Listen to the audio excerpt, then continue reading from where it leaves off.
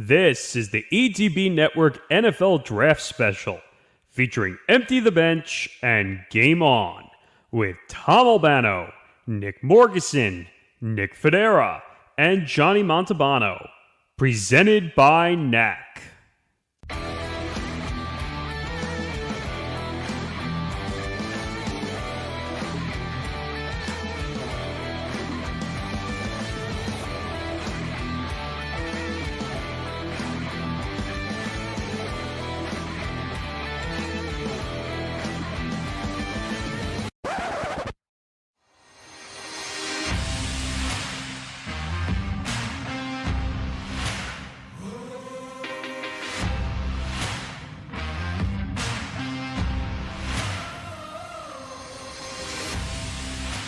It's NFL draft time! And yes, I'm stealing from Johnny Montalbano sitting right there across from us. Infringement.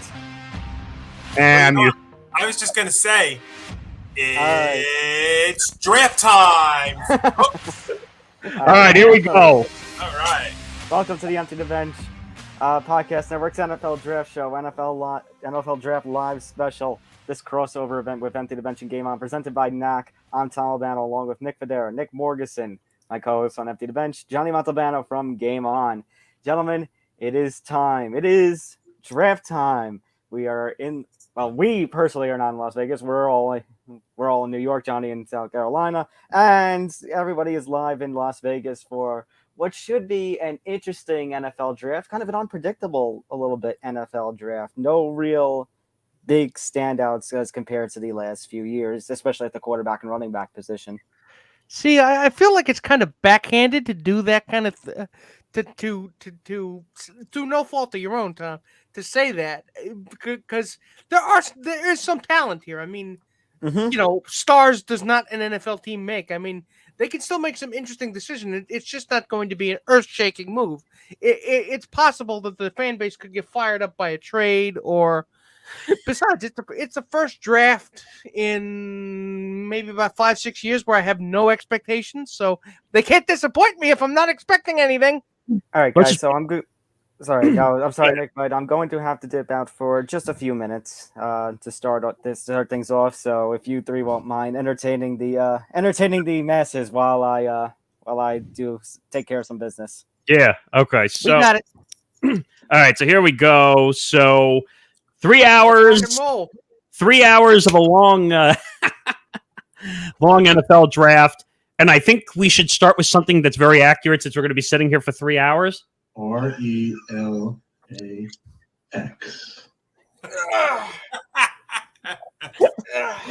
So here we go. What do we have? 32 picks here, round one. 32 picks. We've got multiple teams with multiple first-round picks, which is going to be one of the things to watch for if one of them are going to decide to maybe make a move. I'm thinking you look at the Kansas City Chiefs down there late first round, and I think you're going to see them make a push to maybe trade up. They're looking for a wide receiver, possibly with losing Bell this in the offseason. So we'll have to see. I know they've made some moves, but this is also a pretty big wide receiver draft as well. So we'll see what they do.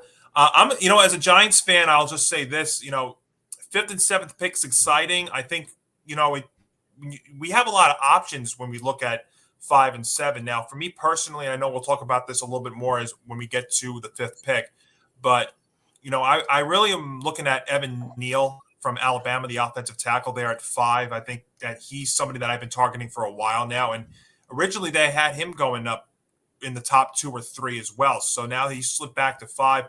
And then the 7th pick for the Giants, I think they have an interesting choice here because I'm not open. I'm not against, trading down in that with the 7th pick. If somebody wants to move up, maybe get a couple of extra picks either in the late first round or later on in this draft, or, possibly if somebody really wants to make a move, get a first rounder for next year because, you don't want to look ahead to next year, but next year's draft is a pretty big quarterback laden draft.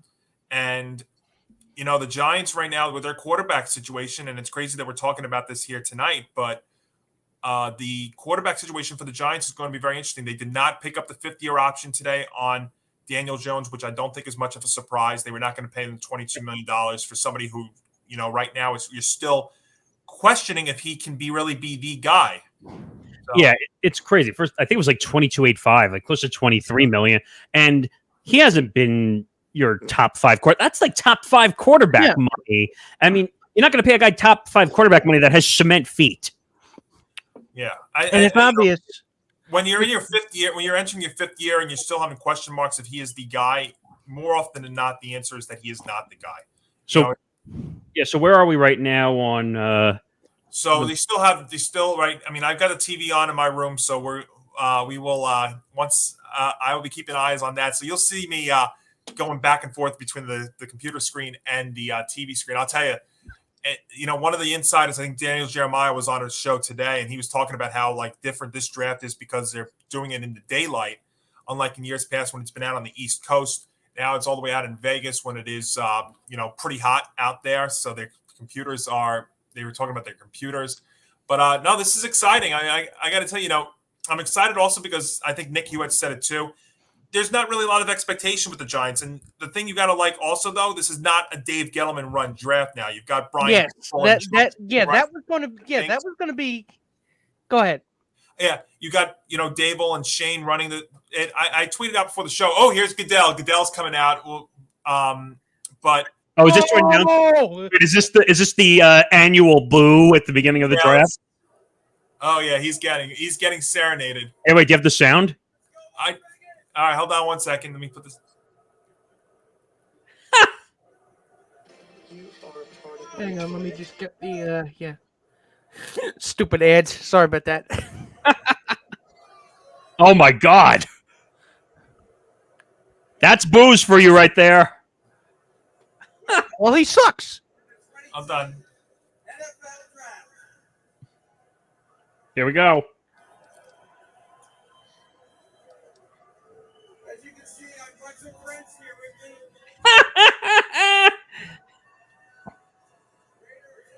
me. Yeah, you have friends. Nice try. Is this? Wait, they said someone was going to announce the first overall pick special. Also, I think. Yeah, I think so. Huh. The stream I have is a little bit behind yours, Johnny. So. Look, he's watching on TV. Yeah. God, it's funny to hear him explain how the draft works. I mean, it's like, what, the guys in the Raiders face paint don't know how the draft works? Oh, boy. That's great. What? 100,000 people in Vegas watching the draft. And they are. Oh, boy. Oh, my God.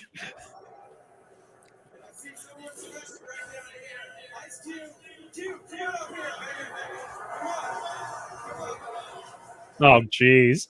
Ice Cube's in the house. Why not? It wouldn't be an NFL draft without Ice Cube. I guess we're allowed to do play-by-play for this. Yeah.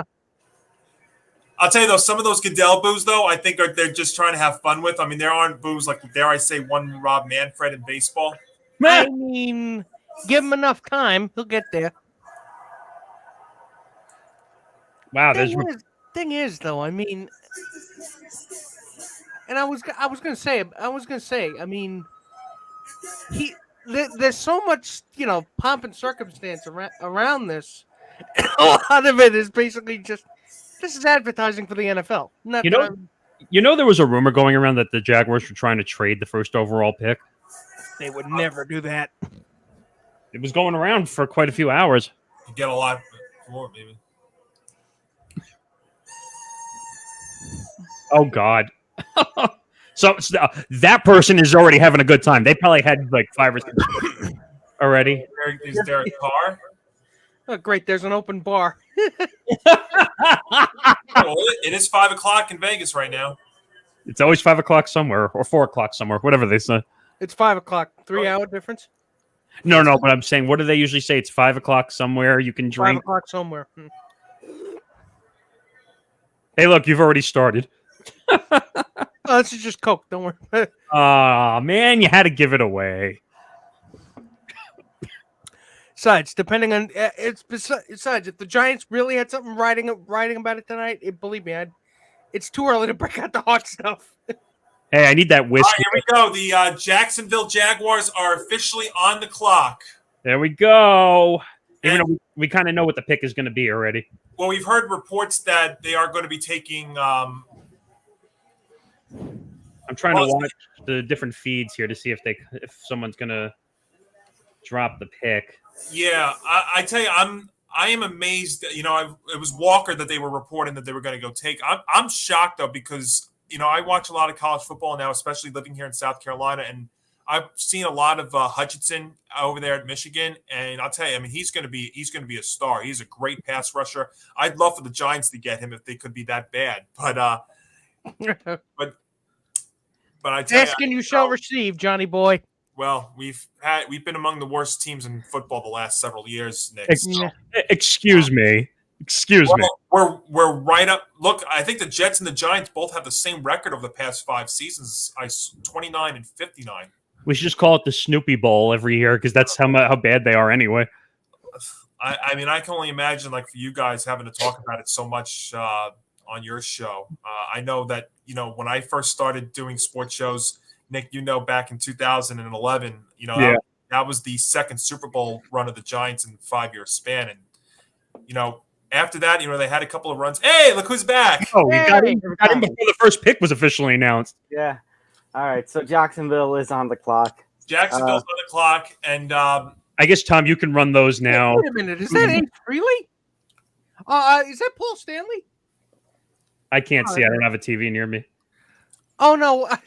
Why did I think that was Paul Stanley? Oh God!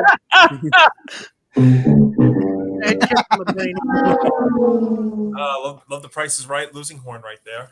Yep. That Hey, is a Price is Right losing horn moment. we gotta make fun of this somewhat.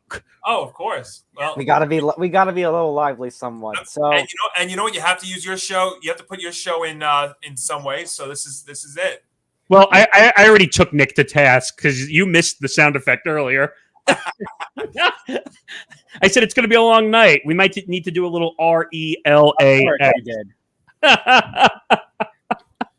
This is going to be one of those nights where folks we're on the phone, on the computer, watching the TV all at once. So if you see my head bouncing around from place to place, you'll understand why. Yeah, just so people know, if you want to follow the picks across the ETB network, at Game On ETB, at ETB Sports. Yes, I will have the ETB Sports social, rather the Twitter feed going. Oh, look, we got it. Look who's commenting already. It's our guy, Henry Indictor. Hey, bud. There he is. I think he's taking part in review and previews stuff, right? Yeah. Previews on tonight too. I mean, we've got our buddies over there also on. Let's go, Big Blue. That's right. Yep. That blue, that giant blue. That's right. Oh please! Oh God! Oh please! You know what? I'm confident. I have to tell you this. Like I review and preview on the phone during the Giants and Jets pick. We should.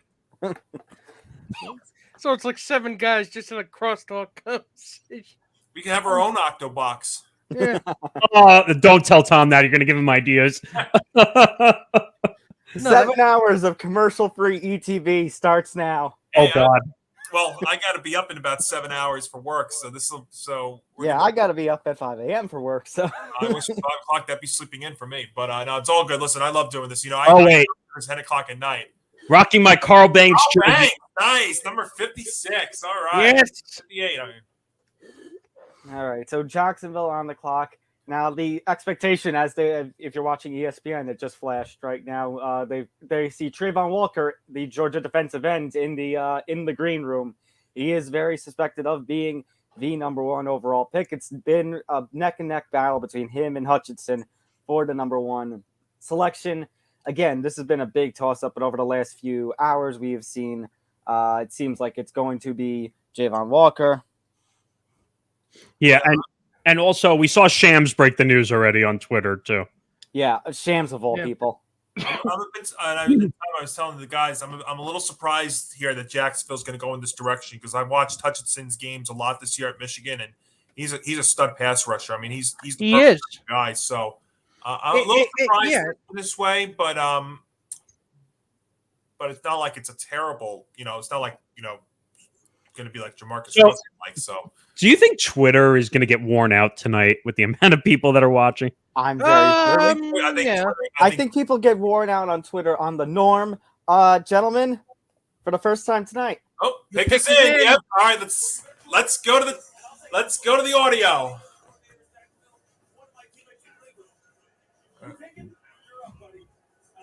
Yeah, just make it a little louder so we can hear it. Oh, yep. All right, now they got Susie Colbert on, so we'll just have to hold on here for just a second.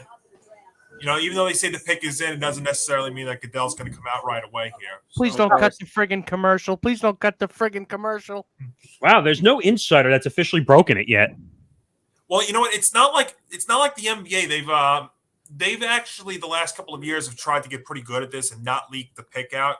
I know the NBA is a little different, and if you watch the NBA draft and you coverage, you do see that. But I remember, I think it was the last couple of years in football, they don't usually leak the pick out, despite the fact that it's been reported that Walker is going to be the first pick. I'm shocked, though, because someone usually has the first overall pick, at least. Yeah. I mean, you know what? They might be doing this also because it helps, keep interest in it, too, and I like that. Yeah, definitely. I mean, actually, I'll tell you, there have been years, like in the NBA draft, where I will actually shut off social media and just watch it because – it gets just more fun that way. Yeah. All right. Let's see. No. All right. But they still, of course, they always do this for the first overall pick. They have to constantly build it up so people will watch. Yeah. Well, I don't think they'll have a problem with that. I mean, even though it is, the crazy thing with this draft here tonight is, it's actually a pretty crazy sports night in general. You got a lot of NBA playoff action going on too. Mm-hmm. So, but I mean, this will do great. So wait a minute. There are some Twitter accounts saying that it is Trayvon Walker. Okay. Well, let's we're about to get the official word. To get the official word here. The expectation is that it'll either be Hutchinson or Trayvon Walker. I see the commissioner has now made his way. All right, here comes Commissioner Goodell. There it is for the first time tonight.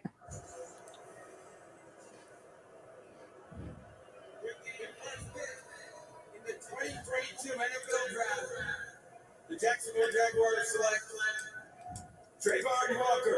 There it is. There it is. That's your first pick. I mean, he's good. He's real good.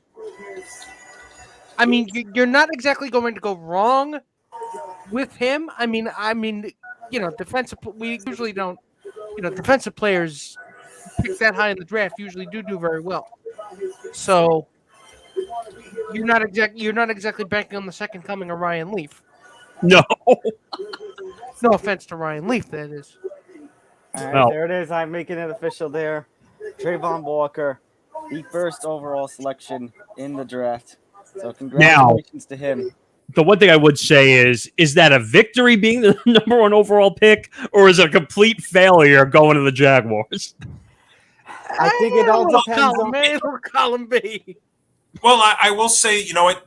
Now you got a full year with Trevor Lawrence under the belt. New head coach over there in Peterson. So you have the stink of Urban Meyer not being there. I think Trevor Lawrence getting Travis Etienne back is going to help him because he lost his partner Etienne there the first game of the preseason last season, and although don't discount James Robinson though. James Robinson, didn't he just sign a 3-year extension today? Yes. Yeah. He did, yeah. But when you look at like what you're seeing now in football, in Cincinnati, for instance, you have Joe Burrow, you have Burrow. Gentlemen, very quickly, Detroit. I'm sorry to interrupt. Detroit Lions have the pick. Whoa, Aiden Hutchinson. Already, whoa.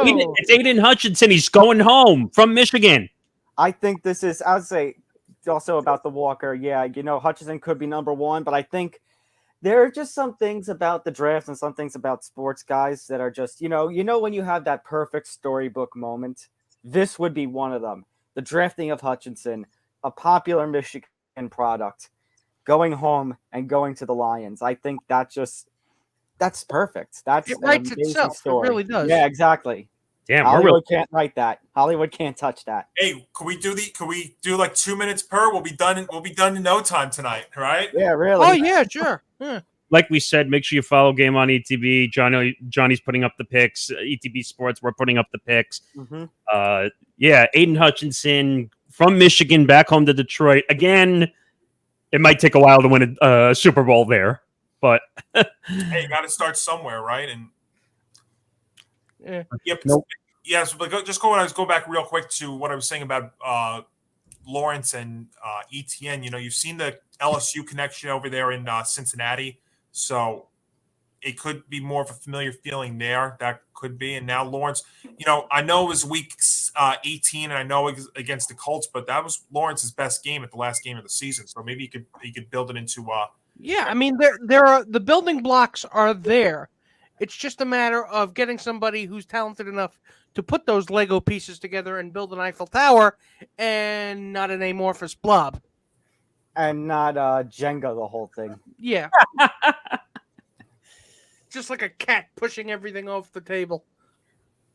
do we need to get that pick up on our account? Do you want me to do that? I already have it. Oh, you already got it? Here comes Commissioner Goodell. With a second pick in the 2022 NFL Draft, the Detroit Lions select Aiden Hutchinson, defensive end, Michigan. Like I said, you can never go wrong. You can never go wrong with Michigan draft. I mean, Jabril Peppers did great. I mean, who was it that was in who was the last Michigan quarterback to actually go into the draft as a quarterback? It might have been Brady. I was going to say, wasn't it Brady? But he got drafted in like the 7th round. Yeah, because I remember what's his name didn't. Hang on. So there is actually a Wikipedia page that has every Michigan Wolverine that has been drafted into the NFL. Let me see the last time there was a quarterback. Wow, is that? No, that's. Well, there was 2016 when the Lions selected Jake Ruddock in the 6th round. But in the 1st round, let's see. Oh, Chad Henne went number 2 to the Dolphins. Yeah, where's he? 2nd round to the Dolphins in 2008. You have John Navarre, who was drafted to the Cardinals in the 7th round of 2004. Drew Henson, 6th round, 2003. And then there's Brady. Right, Brady. Yep. Because Denard Robinson was drafted, but he played as he was a running back. So they converted him into a running back. So the Texans are now on the clock here at number 3. Yeah, he went from wide receiver to running back. You're right, Nick. Right, so the Texans are on the clock officially with pick 3. They're down to 5.5 minutes, so this one could come in pretty quick too. And yeah, this is an interesting. And the Texans also, they've been rumored to a few guys as well. So this, and then right after that, it'll be the Jets. And the Jets, I mean, if you've been following the beat reporters with the Jets, it's been all over the place. And we'll get Nick's thoughts here right after the Texans make their pick. And like I said, I think the Giants at 5 it's going to really depend on what happens here with 3 and with really 3 and 4. But and if you're and if you're the Texans, you gotta go for a quarterback. You gotta. And well, here's the thing. So one of my friends was doing a mock draft on Pro Football Focus or whatever, and you know how they'll have like sometimes with mock drafts they'll say, okay, what the team's biggest need is. The biggest need listed for the Houston Texans was everything. And I mean, they're not wrong. They're not. No, they're not. No, they're not. Oh, pick is in, so stand by. Pick is in. God. We are motoring past, folks. Good. Some of us have to get up very early tomorrow. What are all 32 owners are double parked? Or they want to go to the casino afterwards, maybe. Las Vegas Police Department's gonna have a field day with those cars. Over my dead body, I'm going to miss Wayne Newton. So here's an interesting stat. So the last 5 defensive players selected number 2 overall before Hutchinson, you go back to 2010 to Nakamikon Suh, Von Miller 2011, Nick Bosa in 19, Chase Young in 2020. All 16 Those last Pro four Bowls players, combined. 16 combined Pro Bowls. I mean, yeah, like I said, defensive players. Oh, Albert Breer. According to Albert Breer, it's going to be Derek Stingley. Derek Stingley. Wow. Okay, and there was they were talking. There was a tweet talking about that being a possibility, and I know the Jets were actually that was one of the players the Jets were interested in, or at least looking at. Wait a minute. So right now, Albert Breer is the only one tipping picks right now. Seems like it. Well, and the thing is about Stingley, you know, I don't know. Who do you think, Johnny, since you followed the college scene a little more, who do you think is a better corner? Who's the top corner of this class? Is it Stingley or is it Sauce? I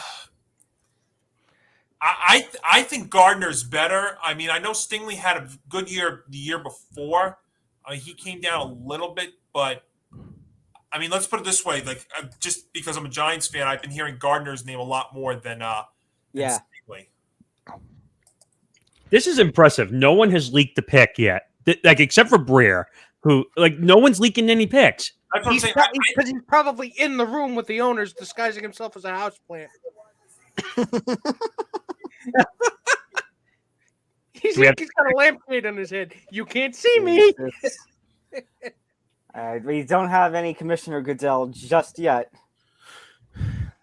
Just making sure his fenders are polished. I know what we can do while we wait.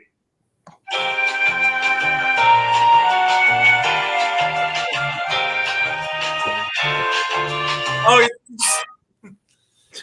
I think I thought for a second Tom didn't like that, and he almost just bowed out. No. If he doesn't like something, he kicks Nick out. Well, that wouldn't be the first time. No, it wouldn't be the first time. And here comes. Oh, and there goes Nick, and here comes the commission. Here comes Goodell. With the third pick in the 2022 NFL Draft, the Houston Texans select Derek Stingley Jr., defensive back, LSU. All right, and that means it is time. Jets are on the clock. You have the floor, my man. So, all right, so now the Jets are up next.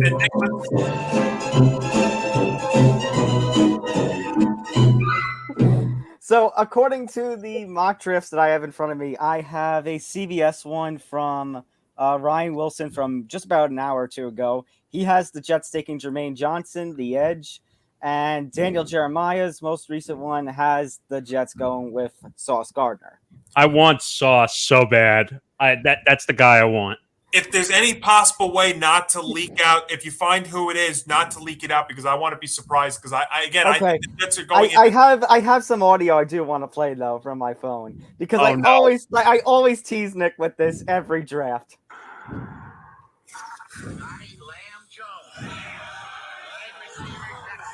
think it's a good selection, but a very surprising one. UCLA running back Freeman McNeil. As a season ticket holder of the Jets, I'm going to pull. Jets take the first round selection. Quarterback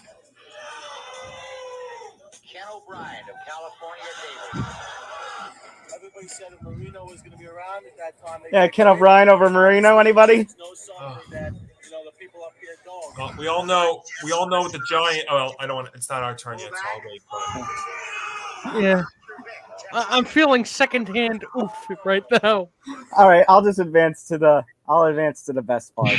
We know the best part. Well, so they got a few minutes here. So Nick, what are you thinking? As all right, they just went to commercial here, so we have a couple of minutes. So Okay. Nick, the Jets have been rumored to a few people here at number 4, but what do you He wants Sauce. I want Sauce. I think Okay. we're struggling. Wait, did you say you wanted Sauce?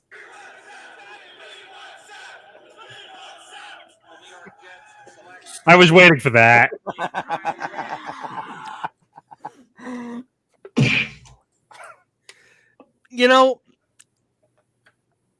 I'm I'm not touching that one. I think honestly the best available, I think at least in my mind, should be Sauce. He should be the guy, but again, everybody in the NFL says go this way, and the Jets say, we're not gonna. You know what? At least I didn't have pasta and sauce. Maybe it won't be a jinx tonight. Now it's but if he goes to the Jets, now you got to call him Sunday Gravy. Well, yeah, that too. He's going to turn into Sunday Gravy if he goes to the Jets. Hey, if the Jets don't take him, I'll take him at 7. Hell yes. Wait, I'm waiting for the dumb trade to be announced with this pick because the Jets would be dumb enough to do this. Trade the pick for Debo and make a scene. I don't think they would do that. I mean, they were hesitant. They weren't willing to give up the 10th pick for Tyreek Hill. So I don't see them doing this. Now, that being said, Debo Samuel, I believe, is a better fit for the Jets than Tyreek Hill would have been. But if they're not willing to trade the 10th pick, then they're not going to trade number 4. Yeah, no way. No way is that happening. I'm surprised these picks are tightly held here. Like, no one is saying anything. Yeah, I like it, though. This is, the pick is in, so stand by. All right, should I go to the Twitter feed on this one, or should we let Commissioner Goodell? I would like the commission to. I want to hear it because I want to kick the crap out of the Jets. The Jet fans, so let him decide, and I'll. He wants to hear it from the commissioner. Because I'm going to kick the crap out of the Jets if they make a dumb pick. With the 4th pick in the 2022 NFL Draft, the Jets select Ken O'Brien. No, you know what? The Jets are going to say, you know what? They're going to do what I fear the Giants are going to do, and they're going to draft somebody like Kenny Pickett. I will seriously run for the hills if I hear the name Kenny Pickett. I mean, you ever seen those cartoons when people run through walls? You see the impression of their outline. Yeah. What happened in this room? All right, multitasking here. All right, here we go. We are back from commercial break. I can't wait for this debauchery to get messed up. But he just texted me. He said, "Can either of you tell me what the allure is to travel to see the NFL Draft in person? It's like willingly sitting through a graduation ceremony you don't have a kid in." It's a good point. Good point. You know what though? When the draft was at Radio City. Yeah. By the way, that just was playing on the TV. The fact you said earlier, Johnny, both the Jets and Giants last 5 seasons. Tied for the worst record in the NFL at 22 I was and generous. 59. I said 29 and 59. They're both 22 and 59. Yeah, it has been some. I mean, it's been some ugly football. I mean, a lot of excitement in the Jets draft room right now. Everybody's already celebrating. Oh, I see the pick. Oh, I thought you wanted the commissioner. No, because I have Twitter up. That's why. Okay, so my brother is making his official pick is saying, I think the Jets go Ekwonu or Thibodeau. Well, I'll tell you, Thibodeau's his stock has dropped a lot. I mean, Can you explain why that is, Johnny? One of the mock drafts had him like right around 9 or 10, and when this whole draft stuff was starting, he was right up there in the top 3 or 4. And I think, though, his character has been a reason why the Jets and the Giants have both been actually, when they were originally rumored to be interested in him, they've actually been falling from them. So let's see here. Defensive lineman is the way to go. Pick is in. All right, still wait for Roger here. Jeez, how long is it? I didn't realize it took Roger Goodell getting booed so much to get up to the podium. Some of those boos, though, I have to say, I think are just in good fun. Yeah. And here he comes. Oh, it looks like we might also have a special announcement. Oh, a special speaker. Please tell me it's not Fireman Ed. Right, here we go. Oh no, it's the commish. Here it is. In the 2022 NFL Draft, the New York Jets select Sauce Gardner. Yes! There it is. Yes! There it is. Sauce Gardner. Yes! Sunday Gravy. Damn it. Damn it. Yes! Yes!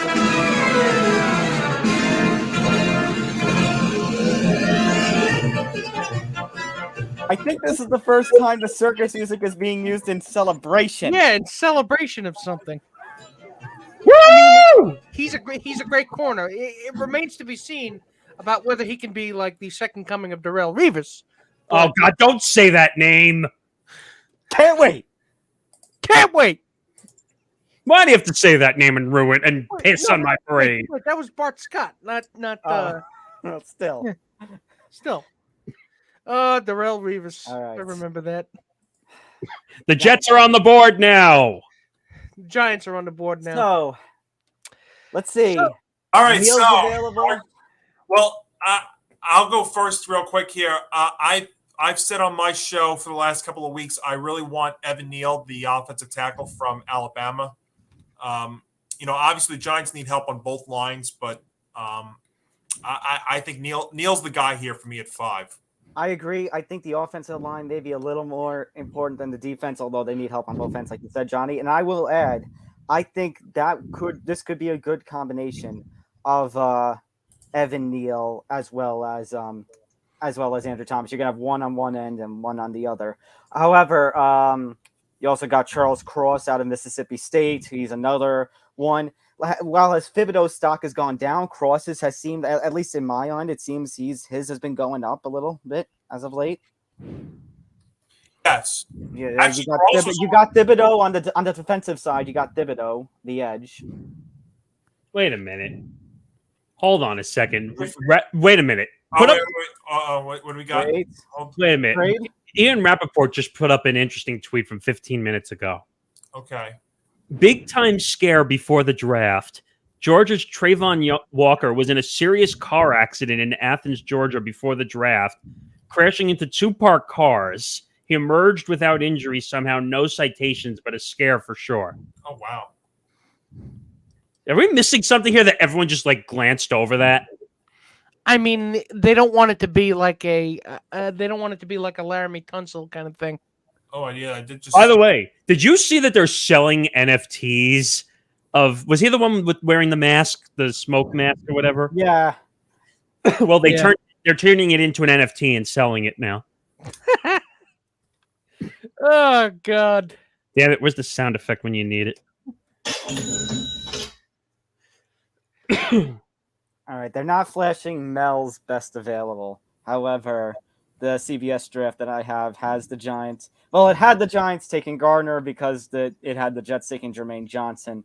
So obviously that's out of question. Evan Neal was next on that list, taken by Carolina, and Evan Neal was the pick in the Jeremiah's mock draft. So I mean, I got to be honest with you. I'd be perfectly happy with Evan Neal. I was gonna say it's weird. I don't feel okay. The pick is in. I don't feel what's it called. Maybe that's just because of how this draft is, but I don't feel as much pressure as I have about getting this pick right in the past few years. I don't know if pressure is the word. I mean, trepidation, I think is trepidation. Yeah, that's but the Giants have been so bad. Does anyone care what they do lately? I mean, but for the last 5 years, we've looked at the draft as not. Wait a minute. I got the Giants pick. Right, not yet. Don't say it. This one I want to be surprised about. Don't say it. Besides, that's all right. The last 5 years, I mean, the Giants have always been. I mean, the draft night has been not hope and optimism. It's been okay. When is the other shoe going to drop? And it drops constantly. I think it dropped constantly. I mean, last year you had the only victory, and then you grabbed Tony because it was kind of a consolation victory because really the guy for the Giants to me was Devontae Smith and the Eagles. Exactly. The Eagles stole basically. The Eagles. I was going to say Eagles stole one by way of trade, and then also by way of the screw job from Sunday Night Football at the end of 2020. Well, look, I mean, we can't use that as an excuse here. But. And what are the Eagles going to do with that, pray tell? 2 things, Jack and shit. And Jack just left town. Well, damn, I have this information and I can't do anything with it. God damn it. Hold it. Hold it in. Clench. Well, the next 3 picks, though, I think Tom is saying this too. Number 6 for Carolina is also going to What are they going to do? Are they What are they going to do? are they going to go? I have Are they thrown going to out- go with an offensive lineman, or are they gonna quarterback after the hinting about Baker Mayfield? Well, And I had that's the said other thing. I had said on the show that if I was the Panthers, I would take that 6th pick and trade it to the 49ers and get Garoppolo and Debo. By the way, though, did anyone else think that the Browns played their hand? All right, Guys, the pick is in. So here comes here's the commish. Lay it on me, Roger, you douche. For the New York Giants pick, I'm joined by Sam Prince. This is the one that they were talking about. Yeah. oh yeah. I always love it when they do stuff like this.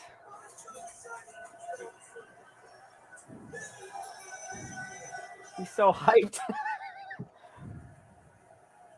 Sam, a post-heart transplant, and feeling stronger than ever, as you can see.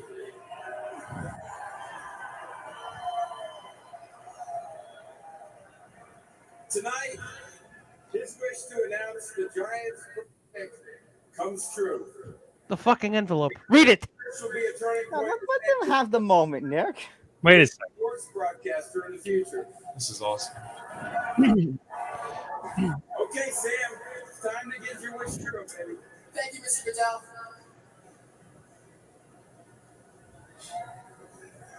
With the 5th pick in the 2022 NFL Draft, the New York Football Giants select Kayvon Thibodeau. Ooh. They went defensive. All right. Okay. All right. I'm not as disappointed. Well, I'm not as. I like Kayvon Thibodeau. you know, a couple of weeks ago, I would have told you I like this pick, and I still do because I don't think Evan Neal's going to go 6. He's not. So then let me ask you, Johnny. Hang on. As I get everything up on here. Yeah.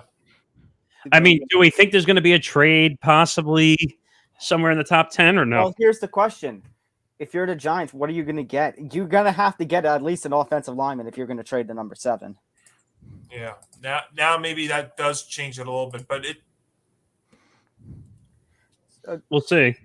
Okay, so anyways, I was going to say, so then, Johnny, I'll let you lead off with this. I think this is even more important than the Giants or Jets picks, because obviously it's a little important for us because we're homers, but considering, again, the Carolina Panthers pick, again, considering that originally at the end of the offseason, they had said Sam Darnold was going, at the end of the season, rather, Sam Darnold was going to come back. And then, Nick, you actually mentioned on ETB last week that they kind of walked that back.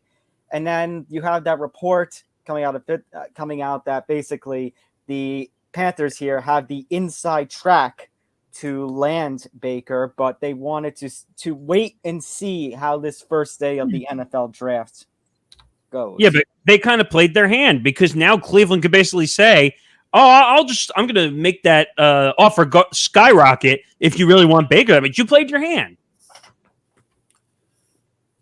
Is it playing your hand, or do you think this is a smokescreen? No, they played their hand, definitely, because they're desperate for a quarterback. Sam Darnold is not good.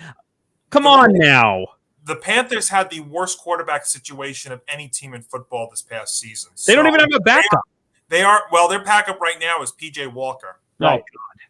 Oh, well, that's why, in order for Baker to basically be a starter on any team this year, you either need Deshaun Watson to be suspended for a considerable amount of time, or B, a team that is extremely desperate for a starting quarterback. And right now, the Carolina Panthers are desperate for a starting quarterback. But I would not be trading. I would not be going out to Baker Mayfield. Like I said, I would have taken that 6th pick and seen what I could have gotten for Garoppolo and for Debo Samuel. I mean, Garoppolo right now doesn't have a lot of trade value because even though he's had 2 pretty good years, he's coming off a very significant injury. So I would absolutely would have gone that route. And you know what? That deal probably makes the Carolina Panthers a playoff team because the NFC, let's be honest, is not a great conference this year outside of the Bucs. Well, this is interesting. On ESPN, they are now showing in the green room Liberty quarterback Malik Willis is to be the first quarterback taken. Is this going to be Willis's time now? So I'm about to steal a segment from one of our good friends, that Hank, who does this on other shows. I have a fun facts to put out there.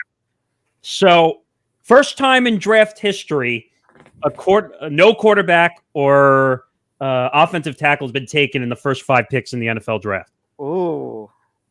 Yes, we can thank Hank and Dictor for that one. Game on. Thanks, Hank. Yeah, Thanks, Hank. So I stole his fun fact. Hashtag thanks, Hank. Yes. All right, you can put that one back up now if you want. Wait, does he have? They're interviewing right. He has rubies sewn into the lining of his jacket. Yes. On his lapels. Yes. Okay. So does he have like a tabloid history or a history of getting into trouble? Who? Kayvon Thibodeau. You never know what you know what? Thibodeau now is going to be hopefully a name that's going to be successful in New York sports in more ways than one now, with him on the Giants and of course Thibodeau on the Knicks. So maybe I can look at it and hopefully we get the Thibodeau from last year. So while we wait, do we see any Debo trades happening in this first round or no? I don't think so. It's like I said on the show last week, it's a mistake. It would be a mistake to trade Debo. Oh, and by the way, sorry, what? hang on, no. It's time for me to unleash a little bit of a sound. It's an old classic that we haven't used in a while, but because technically this is the Giants going a little rogue and going off the expectations. God. Oh, God. The Frank Caliendo parody of Mel Kiper Jr. Wait a minute. We haven't had to use this yet. Look at all the failure. We haven't used it yet. Is this? There's been no failure yet. What's going on here? I think you'll be able to use that if Atlanta doesn't draft Wilson. Although maybe they won't get the opportunity if the Giants go Wilson 7. That would be something. Let's see. Like I said, Wilson's the only guy I really. Wait, the pick's in. Yes, I know. I had the graphic. Well, I have the name. Oh, you do? Oh, really? Okay, for the Lions, for the Panthers, say it. All right, so it's NC State offensive tackle I can't even say his name. Iquanu. There you go. Okay, yeah, that's a guy that was rumored to go to that the Jets were supposedly interested in as well. That's confirmed. They went offensive tackle. Yeah, so it is confirmed. Wow, well that's got lucky that it wasn't Neal. All right, so I think then if you're the Giants, you should take Neal here. I mean, at number 7. I think that's absolutely the pick now, Tom, for sure. And I'm all right with Thibodeau. I mean, the Giants were looking at him for a while. I think if they go Neal 7, then this Panthers pick is pretty, ineffective, because then either way they would have gone Neal and Thibodeau. Yeah. But that's assuming that Neal's going to go to the Giants, and you know what they say about assuming. They make an ass out of you and me. You and me, yep. That's one of my favorite sayings. So, according to ESPN's NFL draft indicator, it quickly went away, but it's about a 98% chance that both Malik Willis and Kenny Pickett make it to number 11. So we may not see the first quarterback go until we're about midway through the draft. And I think that certainly is possible. I think Pickett's going to be the first name off the board for. No, I think it's going to be Malik Willis and then Pickett. I think really I was going into this expecting that that Pittsburgh was going to take Pickett, and maybe they still do. But I mean, then why go after somebody like a Mitchell Trubisky, especially when they still have Mason Rudolph? I know Mason Rudolph maybe not the quarterback to the grace of backups. They still have to pay him, don't they? Yes. Ooh. They still have to pay Trubisky, don't they? Yes, they signed him to the deal. So 2-year deal. But you know what it is also, though? None of these guys are – well, I've said this before. If any of these quarterbacks that are coming out of the draft are starting week 1 on your team, you're a bad team. I think Pickett goes to Pittsburgh, but he doesn't start. Well, yeah, quarterback position is a whole different ball game where you have to kind of let that quarterback sit behind a more experienced quarterback. When you're a defensive position or you're running back, or like it's easier to get into the. Here we go. With the sixth pick in the 2022 NFL Draft, the Carolina Panthers select Ikem Ekwonu, North Carolina State. So finally, after what you say about the offensive tackles not going for the first time in a while, along with quarterback in the top 5, we have an offensive tackle. I'm just glad it's him and not Neil. Yeah. Yeah. You told me offensive tackle, I got scared for a second. Wait a minute. So Ian Rappaport just said the Panthers had their pick of all the OTs and all the QBs, no trades. With number 6, they go with Inakwu, their top. Oh, that's right. So, does that mean within the next week or so we hear a deal between the Panthers and the Browns for Baker Mayfield? But the end of that tweet says they did consider a quarterback. They did consider it. So, I mean, there still is day 2, day 3. So maybe they don't get one of these top 3 quarterbacks. Maybe instead there's an under the radar quarterback they may pick up just to have. So, yeah. But if that's the case, then maybe Sam Darnold is staying as the quarterback in Carolina after all. It's possible. But guess what? Guess who's back on the board now? So the Giants, this is the first pick of this draft that is not a traditional means pick. And when I say that, I mean that this was not originally their pick. They acquired this pick from the Chicago Bears. In fact, at the draft last year, when the Bears traded up to acquire Justin Fields. Again, we salivated at the prospect of. And I think the Giants still to this day might have swindled them a little bit. Again, this entirely depends on what transpires tonight. Are you going to be able to actually get something out of your defensive core? Now, I mean, it's pretty obvious that the new management of the Giants does not have the same faith in Daniel Jones that Gettleman did. But it doesn't really seem like they're going to address that tonight. It seems like it looks like they're going to go all defense, which has not really been that much different over the last couple of years. Okay, like I'm okay with, but you still need to beef up that offensive line unless they really are just going to tank in 22 again, because there may be a quarterback that they have their eye on in 23. I mean, I wouldn't call what they did the past couple of years. And the pick is in. And you know what? I just was scrolling through. I cannot find anybody who's leaking who's got the pick ahead of time. So that's I don't want to know. I don't want to know. We'll all be surprised together. But for me, the guy is Evan Neal from Alabama. That's the pick. Yeah, that's who you got to get. You got to get him. I don't see anybody else. I see it.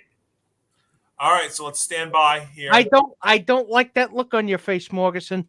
No, there's no surprises here. I don't like that look on your face, Morgasen. A little bit. What? There's no surprises here. I like how they're showing a Giants on the clock graphic when it says the pick is in.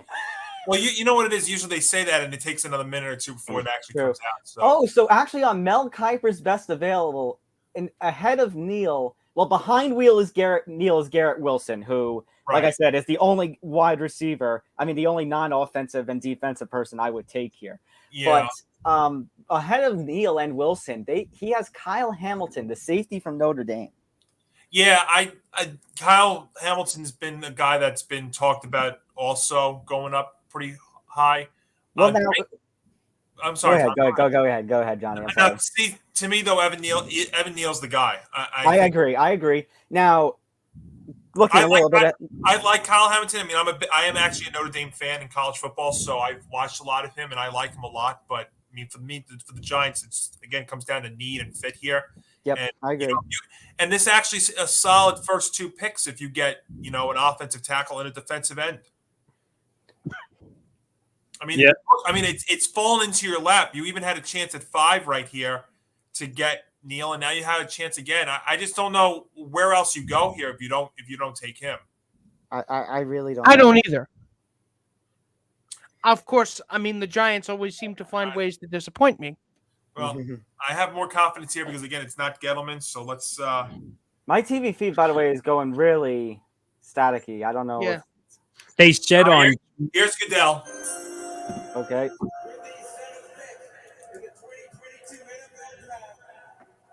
The New York Giants select Evan Neal. Yes. They got it right. Roll Tide. And there it is.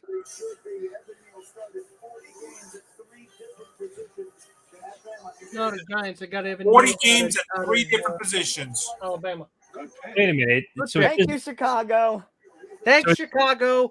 it says the Giants were up at 7, which some thought was a trade spot. Instead, they selected Evan Neal, who they considered at number 5. Which means, you know what? Which means they would have gotten their guys the other way if it was Neal or Thibodeau or Thibodeau and Neal. So now you got both. I'm happy with this. Thank now, God. So now in terms of hometown teams, we need to see what's going to happen with the Jets at 10. But before that, okay. So Johnny, I was going to propose this question to you before we went to the Giants pick. So if you're the Falcons, does that mean you have to go with Wilson then, the wide receiver? I think you have to go with a wide receiver. I mean, look how many guys you've lost. You know, obviously Calvin Ridley's out for this whole upcoming season. You know, they've lost Gage to the Bucks. Yeah. I mean, Julio Jones is no longer there. Julio Jones is gone. And even if you bring him back, his run with the Titans was kind of lackluster. Is he going to be the same Julio Jones? I'll tell you, Julio Jones has the Bucks written all over it. Oh my God! Oh, I could just a guy that, and you know what? They don't have to sign him right away. He's somebody that could sign mid-season and come back and be a guy down the stretch for them to help out a lot. I mean, the Falcons are a mess. They were a mess towards the end of last season. Their quarterback situation, now they have that. That's a blown-up mess now. I mean, they've been entirely snake bit since 28-3. So, I mean... Yeah, I mean, it's how are you going to reverse those fortunes? Yeah, but Calvin Ridley is the biggest issue for this team. Of course, if people don't know, gambling situation, got caught out on leave, now suspended for the upcoming season. Their wide receiver room is basically empty. Which, by the way, you can use offer code Ridley to get 15% off your next bet at DraftKings.com. Disclaimer, please. That's a joke, not a real thing, just so people know. Yeah. Or is it? Okay, so by the way, again, I'm sorry to ask, but is anyone's TV still kind of all screwed up? Oh, I got the ABC feed. So I might have to switch feeds for some reason. Okay, my feed cleared up. My ESPN feed cleared I was about to say everyone's saying on Twitter that the ESPN feed is cooked. That's the term that they're using. I mean, they are in Vegas. I'm watching it on ESPN, and I've had no problem with it so far. I'm using the ABC feed, so I'm like 30 seconds before. Could someone explain to me why ESPN and ABC, like, do we really have to do this? I mean, they're owned by Disney. Draft. Football. Come on, draft. Football. Corporate synergy. Yes, because if Disney didn't suck up to Roger Goodell and the brass of the NFL, let's not just put it on ESPN. Let's put it on ABC. You know what? Why don't we put it on Disney Plus while we're at it? You know, maybe you could have Mickey Mouse host it. So they were showing those two receivers. So Wilson from Ohio State and Drake London from USC here at the two top wide receivers. I think either one would be a fine fit over there in Atlanta. It's not far-fetched to think that the Falcons are going to be one of, if not the worst teams in the league this year. I mean, they could be possibly the worst team in football this year. Hey, wait a minute. Tom's reaction, Tom Scavetta's reaction is in for his Giants pick. Do we want to? This is pretty funny. I should play it, actually. Let me get it here. Do you want me to share it on the screen? Play it very quickly because we got the pick is in. I'll wait for the pick. Yeah, wait for the pick to come in. Well, Tom was on the show, and I know he really wanted Gardner for the Giants, but I think you've got to be happy about this. Oh, we do have a. Oh no, that's the. I almost fell for an. I know. I jumped for a second because they were showing the Matt Ryan trade, so I'm like, wait, there's not been a trade. I was gonna say the Falcons do not need to trade this pick. Yeah, so the Falcons last year, they were the last in the league in receiving yards by wide receivers. Yeah, the So only guy they've got. Let's face it. Wait a minute. Falcons. I got the pick if we want it. All right. So they did take a wide receiver. Okay. Oh, Now there are several of them in this draft. So Out of USC. So it's going to Drake London? It's Drake London. Okay. That's all right. Kuiper, that's right. one of Kuiper's best guys available, him or Wilson from Ohio State. I mean, it's a little surprising that he wasn't the first one. Over Garrett Wilson. That surprises me. By the way, I think Albert Breer is taking over the Adam Schefter role tonight on Twitter. Just Because Albert so Breer weird. has I have to somehow say though, disguised- I'm just scrolling through it real quick. It is really awkward not to see Schefter. Yeah, it is. Schefter tweets. Come on, this is supposed to be Adam Schefter's Christmas for crying out loud. Mish. In the 2022 NFL Draft, the Atlanta select Drake London. Let's go to merry old London. I wish I was in my merry old bed. That's a line from a video game. You probably don't know. Well, I mean, it's a need for the Falcons, so it's a good choice. It's basically a replacement for Calvin Ridley. Yeah, I I would have picked Wilson myself, but they filled the need. Let's say it. They filled the need. Maybe I'm just biased by having watched Odell Beckham for a couple of years while he was at the Giants, but I do think that receivers tend to have one of the quickest impacts on teams right away. I mean, it's not necessarily a plug and play thing where he can step into a role, a receiver can step into a role and all of a sudden be catching 80, all of a sudden slot into your number one. But again, there can be an immediate impact here. Do you agree? Yeah. I Oh, think yeah. so. I think so. they'll have an impact by accident because of how bad the receiving core is. Yeah. Comparison is actually useful here. Yeah. But who's going to be the quarterback in that I situation? think it's Mariota. Mariota. What, in Atlanta? Yeah, that's the thing. The face you just made. But that's the thing. I mean, Mariota, he's been a backup for a few years now. All of a sudden, he's going to go back into a starter role. He wasn't good when he was a starter then. What makes you think he's going to be good as a starter now? Did I say he was going to be good? I'm just saying. I mean, you do get a healthy contingent of Falcons fans down in Merrill's Inlet, so Johnny would know. Actually, I don't get any Falcons fans here. When it comes to I pro actually have a Falcons fan friend, so actually, let me text. I'm about to text him. Yeah, the people that are down here really more. I don't even see that many. I see Panthers, but I really also see a lot of Steeler. Yes. Here. In fact, Pittsburgh- a couple of, I was telling you when we first spoke and met Nick that there is actually a bar a couple of minutes from where I live called Blitzburg, and I've heard of that. Is that actually past the is that actually past the ice cream shop on Well, there's a lot of ice cream shops down here, so you gotta be a little bit more specific. I keep forgetting what the name fucking ice cream shop is. There's a lot of them, but it's right near a New York deli, and so yes, I know what you're talking about. Okay, so you know where it is. Yeah, I mean, whenever you decide to come down here, I'll be down. Yeah, I'll be down there in August. So awesome. Okay, yeah, it's like 5 minutes away from my house. We were talking about possibly going there because if the New York Rangers take on the Pittsburgh Penguins in the Stanley Cup playoffs, we might go there in Ranger jerseys and we might get kicked out, but we might want to give it a try. So, Johnny, I don't know about that, man. Yeah. Hank, come on down. If you're listening, come on down here. We'll invade Blitzburg if that actually does happen. But all right, so the Seahawks now at number 9, and this is it's so weird to see the Seahawks in a top 10 pick here. But this is another non-traditional means. This is the pick that they acquired. One of the picks they acquired rather for Russell Wilson. Yeah. So I don't think they're going to go quarterback here. Well, according to Albert Breer, 3 guys that they were looking at. The pick's not out yet, but there's one guy. So one guy left on this list is Charles Cross. Charles Cross, another. Yep. That's the only guy left that they were looking. Another offensive tackle. I had my eye on for the Giants if they weren't going to get Neal. I had heard that that they were thinking the Texans would get him back up at number 3. So so far Not any real major surprises so far, I'd say. Nah. The first 8 picks. I think it's really the surprise is the disaster was averted in the Giants case. Yeah, I think honestly fair. for me the biggest surprise was that last pick was Drake London going over Garrett Wilson. Yeah. Yeah, I know. I mean, I don't think that. I mean, if there was anybody that could actually trade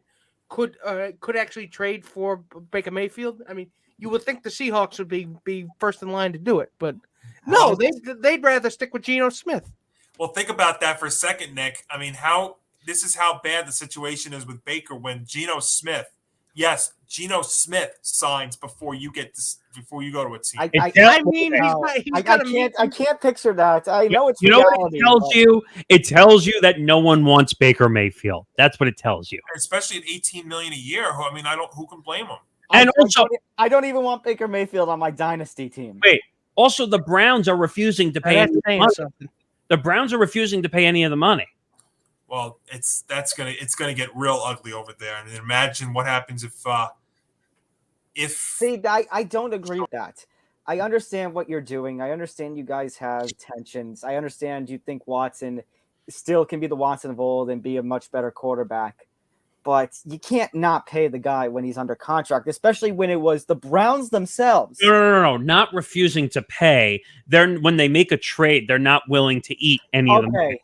Okay. Because I was gonna say, well, part of this, and Nick, yeah, I hope you have to agree with me on this because we're talking about Daniel Jones and his option not getting picked up. So the scare that we had, by the way, the pick is in. But I have the name also. Yeah. Okay, 1 second. But the Browns got themselves into this mess a little bit by exercising the 5th-year option after that successful 3rd season. They kind of they jumped the gun. They jumped the gun.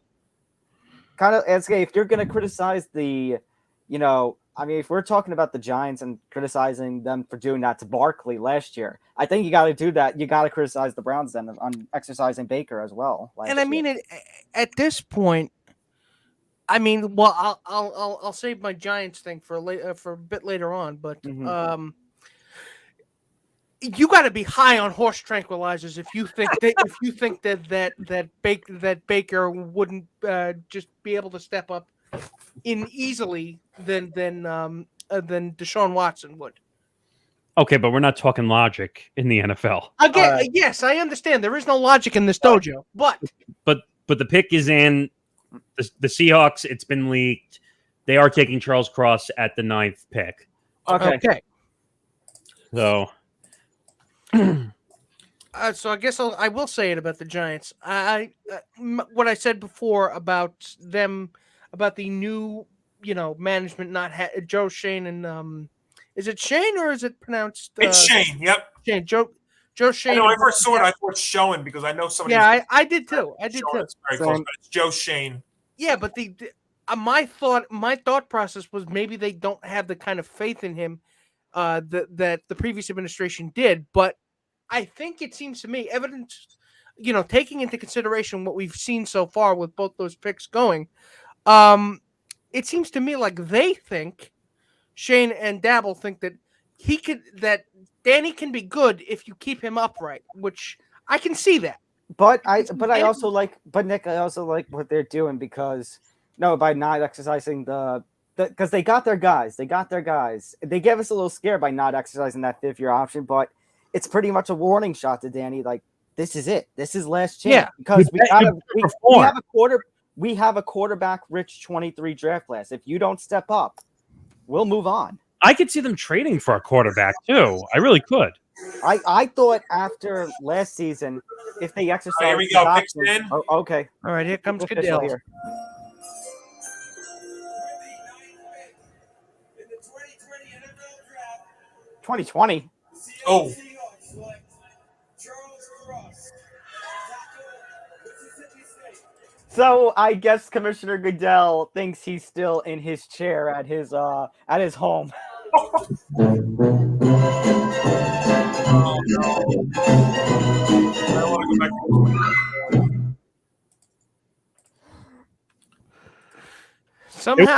Somehow he seems to have been having some weird kind of flashback moment. That's all right. REL. X. Shut up, you.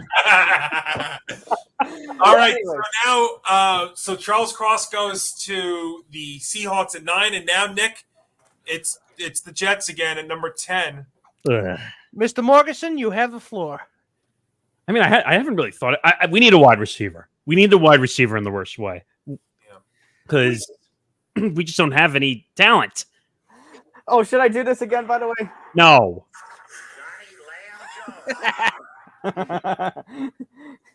Are you sure? You don't want me to play you don't want me to play this again? So I think the play right now for the Jets is one of the guys from Ohio State. Well, Garrett Wilson, according to Todd, is pretty much the best available option. And Todd. Todd. God damn. I mean, the Jets haven't had a credible wide receiver threat since, Jesus, Antonio Holmes. Well, I thought Crowder was pretty good. I'm talking about a real threat. I'm talking about a shit your pants from 10 feet away. What's wrong with Crowder? Crowder had a good season. He had a good season, but again, it was on a bad team.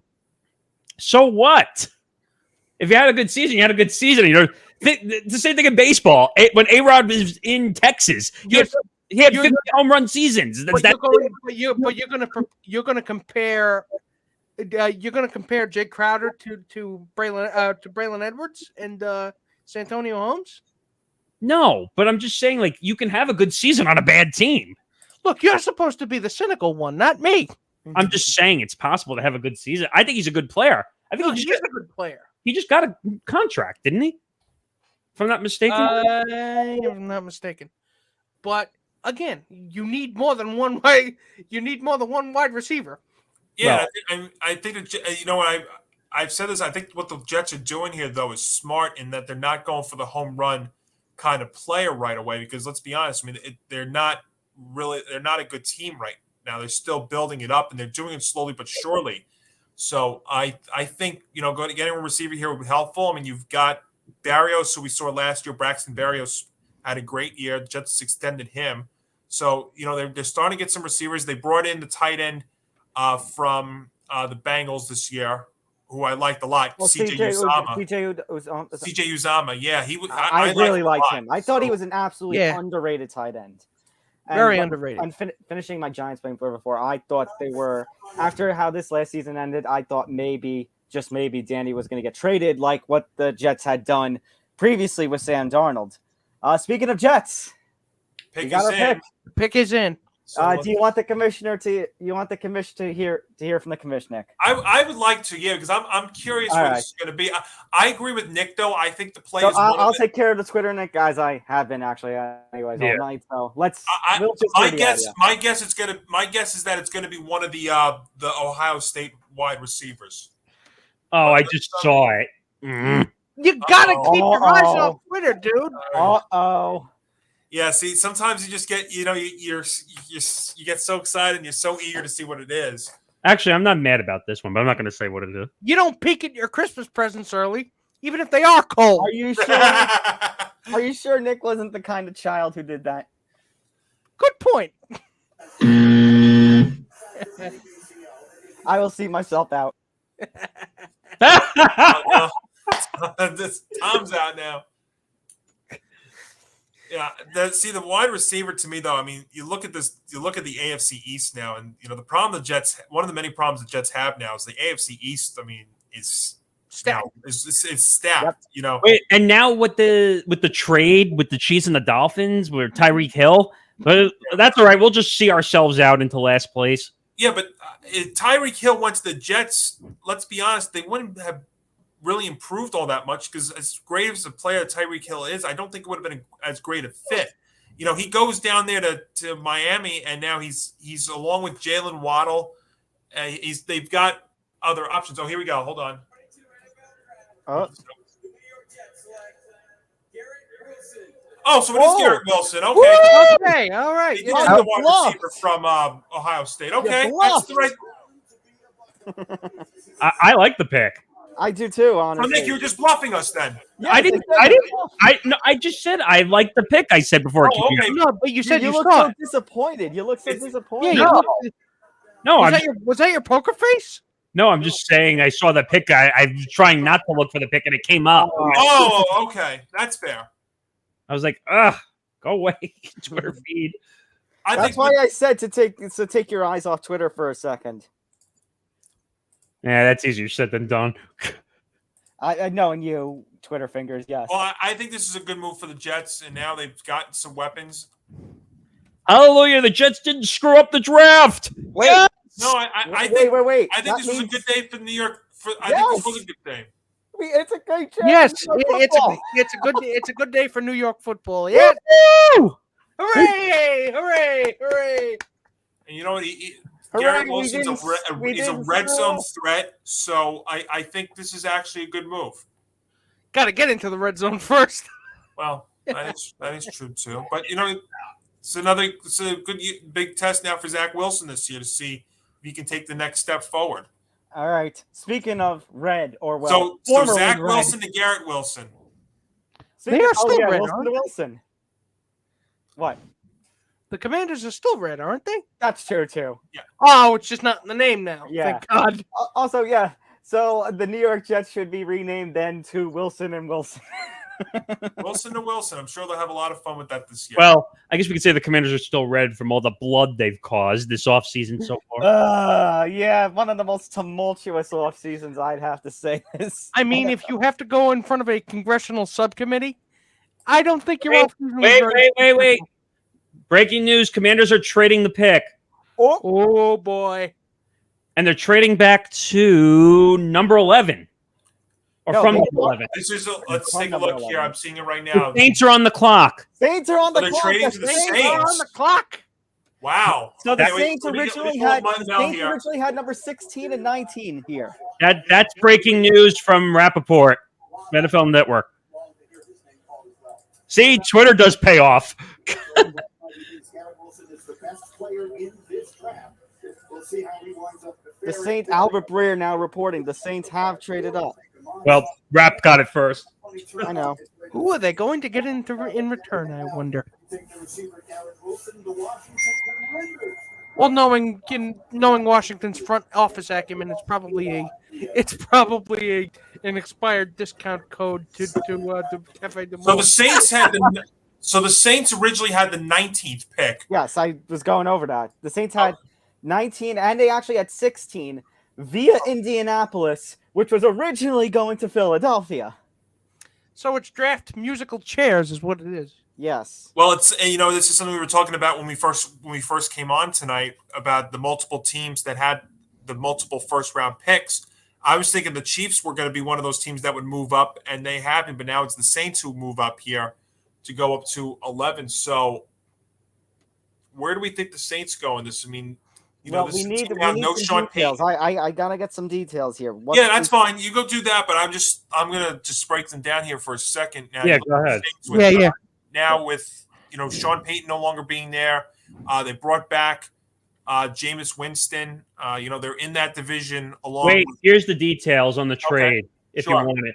The Saints are trading the 16th pick, a third rounder, and a fourth rounder to Washington for the 11th pick. Albert Breer. Okay. Good stuff there from Breer. That's pretty Trading significant. number haul. 11 to Saints for number 16. Number 16. For 16th, and then it says a third rounder and a fourth rounder. So the This picks that year? are going to Well, this year, Washington Nick? are. I'm sorry. The picks that are going to Washington: 16, 98, and 120. Oh, okay. That's a pretty significant haul. Yep. Yeah, to move up 5 spots. That's so the Saints obviously have somebody. I tell you, when you were talking about all these wide receivers, the one that I think is not getting enough attention, and I understand why, because he's coming off that ACL injury that he suffered at the national championship game, is Williams from Alabama. I think he's got the potential to be a steal here. So And I just want you guys to have a look at something. This graphic here that we're going to have for pick number 16. Look at that, how it reads now. Wow. New Orleans through Indianapolis to Philadelphia. Are you sure that's not just a connecting flight charter for JetBlue? I hope Mike Tyson's not on that plane. I told you have to leave me alone. Damn. So originally in these mock drafts, who did they have originally Washington getting? They originally had Washington. So the CBS one actually had Drake London, who obviously went much earlier. And the Jeremiah one at NFL Network says Chris Olave, wide receiver. Another Ohio State wide receiver. Oh, the other Ohio State wide receiver, Chris Olave. Yeah, okay. I gotta remember who was the last Ohio State wide receiver that was actually great. And that's a great wide receiver school too. Yeah, it is. Yeah. Oh God, some people are so corny on Twitter. What now? The pick is in. Someone wrote, "Never before has Sauce stopped a cheetah." God. Person should get off of Twitter. Clearly, you've never spent a drunken night at Applebee's. It's a verified person, too. Actually, it's some verified person who works for the Miami Herald. So maybe so Kyle Hamilton, Jermaine Johnson, possibly Jamison Williams, who I think is going to be, it was very underrated. I know that, the torn ACL might be why some teams are staying away from him, but you got that. Chris Olave, the wide receiver from Ohio State. Pick is in. Pick is in. Pick is in. All right, so let's see what the Saints moved up to go get. I would think. Actually, it's pretty obvious. Now that I've seen it. It's another wide receiver. So I'm going to say. Is it who we think it is? I don't know. Who do you think it was? The Chris Olave? Chris Olave. It is Chris Olave. Chris Olave. Ohio State.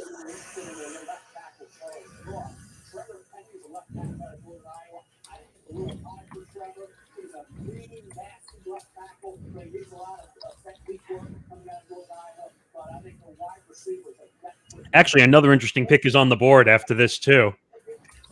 Who's that? Well, the Vikings are up next. The Vikings are up next, yeah. All right. So I'm taking a bet here, gentlemen. Uh-oh. What are the odds that both Tom and my father will be disappointed by what the Vikings do here today? They need a lot of help too, like a defensive help. They need. All right, here comes Goodell, and he's bringing out multiple people right now. So it looks like we're going to have a couple of guys. I'm looking forward to May 12th, by the way. Schedule release. Oh yeah, they haven't done that yet. With the 11th pick in the 2022 NFL Draft, the Saints select Bobby Boucher. 2022 schedule on May 12th. This year's schedule will have a new twist, as our Thursday night games will be carried by a new partner, Amazon Prime Video. Oh, well, we knew that. Joining me are Chargers and Chiefs season ticket members Jane Debo and Moose Felt. Oh, stop pitching it to me. I'm there already. Here is Pro Football Hall of Famer Tony Gonzalez. Oh, wow. Prime Video broadcast team. Congratulations. What? Tony Gonzalez is going to be part of the Prime broadcast team? Yeah, you didn't know that? No. Tell you what, I am excited to be part of this broadcast group for Amazon. You may recognize this guy right here next to me. He's going to be helping me make this announcement for Prime Video, which will be airing on week 2 of the NFL season, September 15th. It's too bad Breeze is with NBC. We don't know where he's going to be. It's no surprise. The first game, I'm going to kick it off. It's going to be out in Arrowhead on Thursday night against the Chargers. Oh. And I'll tell you what, Austin. Wait. You want my opinion about this game. Whoever has the ball last is going to win this game. These fans always say We're breaking week 2 down already. Are we getting a pick? It doesn't get much better than this. Thursday night football. You got 2 high-powered teams battling. Okay, this is like I want them to announce. I need them to announce. I got breaking. For the Well, then just go for it. Then put it up. Okay, On, breaking. Vikings trade. Go. Vikings trade. Lions are on the clock. Oh, Damn. Well, the Saints still haven't announced their pick officially. I know. just That's yet. why I'm like, come on. We got bigger news than the Week 2 game for Thursday night. throw that one up, and then we'll throw the pick after. Yeah. Jesus. What? No, I'm talking about Goodell taking forever up there. Well, it's kind of anticlimactic now. Oh, so here we go. So I'll give you the terms in just a moment. The 11th pick to the New Orleans Saints. With the 11th pick in the 2022 NFL Draft, the New Orleans Saints select Chris Olave, wide receiver, Ohio State. All right, That so makes- there's the announcement. Chris Olave goes to Ohio State. Big trade, Tom, you were just talking about here, and I'll give you the details of it right here. I think this is huge. Yeah, this is a big trade. So the Lions are now on the clock. They traded up to get the 12th pick. So they have the 12th and the 46th pick, and they are trading 32, 34, and 66. Whoa. Please repeat that. Wow. I'm sorry for the So detail. so the Lions have acquired the 12th and the 46th pick in this draft for 32, 34, and 66. What the what? Hang on, I That gotta is from Mr. Rappaport. Hang on, I gotta go disappoint my father. Oh, he's actually telling him. Wait a minute. I should have it going.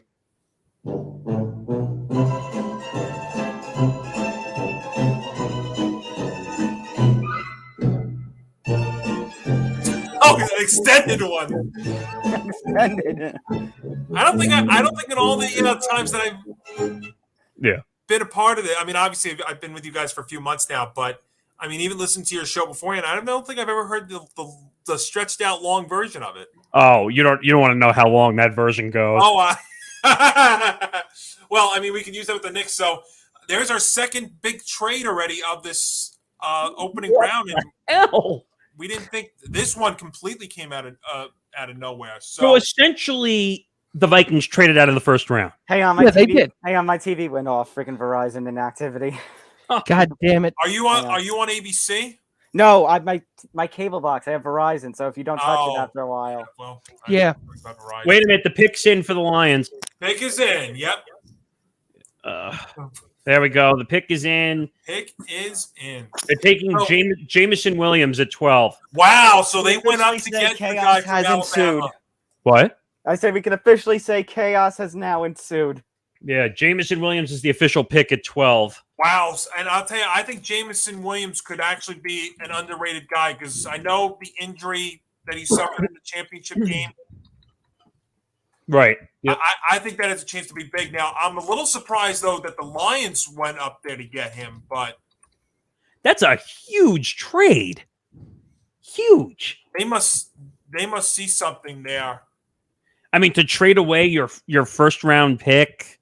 And second round pick. Early second round pick, for that matter. Two or late first, the last one in the first round, and then the second of the second round. Second in the second round, yeah, and then number 66 too. So that's first. That's the second pick in the third round. Yes. Yep. They gave up a haul. A haul. Now they also got number 46 too. So let's not. So they do have a mid second rounder too. So what are the Vikings going to get out of this is my question. Wait, we need an instant reaction from the Viking fan's father over there. What did he say? Hang on. Let me ask him. Oh, you didn't ask him yet? I thought you asked him already. All right, now wait a second here. Why am I seeing something different? What? Uh-oh. Did we have a fake news alert? No, it came from Albert Breer. Albert Breer had All it. right, so Pro Football Rumors is saying that it's. Wait a minute. The Eagles have traded up to the 13th pick. What the fuck? Yeah, that Field Yates. The Eagles just traded up to the 13th pick. Oh, God. Where's my trade alert? Trade alert! See, I'm I want to just hold it off right here real quick. Okay. I got a confirmation now from Albert Breer. It is going to be Jamison They Williams. traded with the Houston Texans and are now on the clock.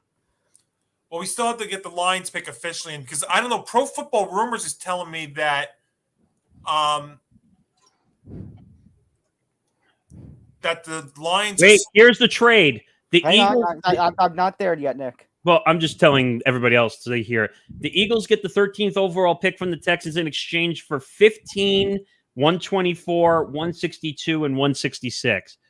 Oh. Jesus. So I don't know why Pro Football Rumors. Tom Pelissero just broke that. Yeah. I do have an update.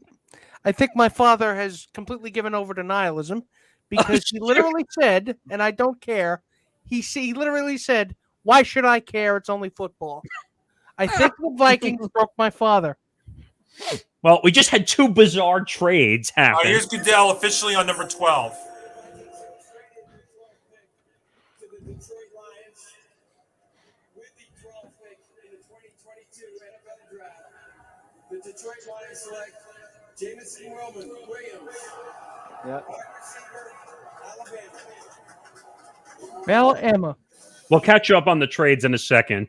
Yeah. But Yeah, we. If you were just tuning in right now, welcome to the Empty the Bench Network's little NFL Draft live special, and madness has officially broken in the second third of the draft.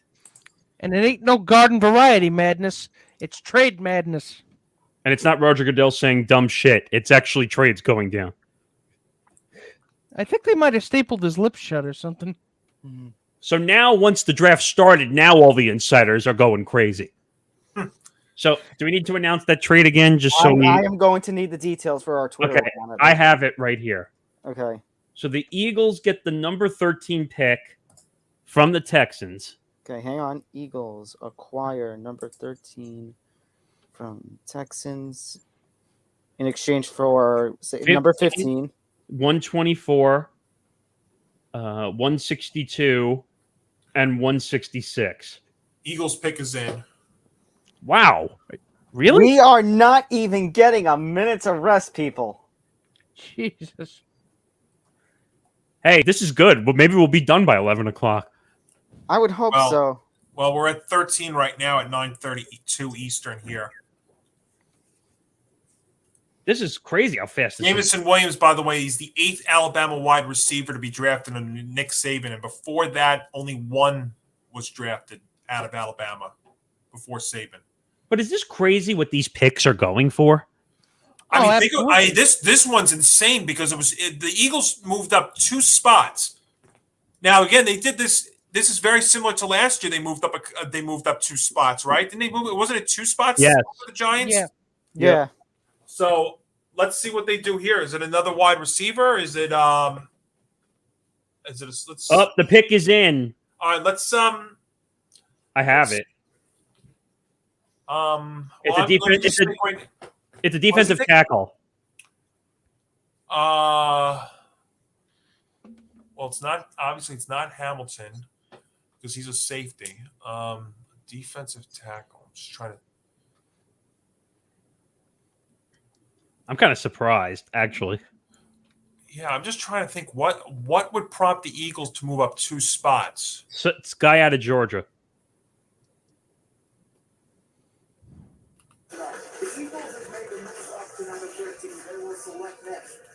I was stumped when I saw this. By the Okay, way. so who? ESPN's going. They're going to commercial right now. Probably. All right, so let's discuss the pick since we have it. Okay, So it's Georgia defensive tackle Jordan Davis was taken by the Eagles. That would make sense. Jordan Davis, yeah. This is madness. This is literally madness. I was like, I need a minute to breathe, gentlemen. Well, we're in a commercial break right now on the broadcast. All right, so let's give them a chance to catch our breaths here. Well, while you take a breather, I'm going to mention something in the meantime. So our presenting sponsor, Knack, make sure you go follow them. We have our Knack bags, which mine is over there, so I can't reach and get it at the moment. But knackbags.com, make sure you use the promo code BENCH. We'll get to Johnny's a little bit later when we have another commercial break. But BENCH bench. Make sure you go to knackbags.com. Put the Knack bag in your cart. Put the TSA approved lock in your cart. That's a $15 value. You will get it for free. And like I said, use the code BENCH, BENCH at knackbags.com, and you will get that TSA approved lock for free. And if you are going to hyperventilate over the draft, what better place to keep all your oxygen bottles than in a Knack bag? They're indestructible and they're stylish. Actually, the one thing I would say is if you're having a panic attack, don't use the Knack bag over your head, please. I mean, I would know. Firsthand experience, folks. I once ran over it with a chair, not a dent. Oh, man. Wow, that's impressive. But this is crazy. I kind of sat on it. But, Tom, you need some Gatorade? All right, I had to get my phone charged because my phone was dying. Sorry about that. Okay. Wait a minute. So Albert Breer with another. Do I have another thing here? Oh, I have another fun fact from Albert Breer. If I can go down here. Fun facts. There we go. Fun facts. The last time a quarterback didn't go in the first half of the first round was in 2000. Anyone want to take a guess who that quarterback might have been? Ryan Leaf, wouldn't it? Oh, no, that was 98. I'll give you a hint. It's part of my miserable fandom. I have to take myself out of this because I saw who it was. What? No, no, not Henny. I have to take myself out of it because I saw in 2000. 2000. I give you a hint. It's part of my miserable fandom. I know. I don't know. Chad Pennington. Oh, Pennington. Yeah, fucking Pennington. Oh, my goodness.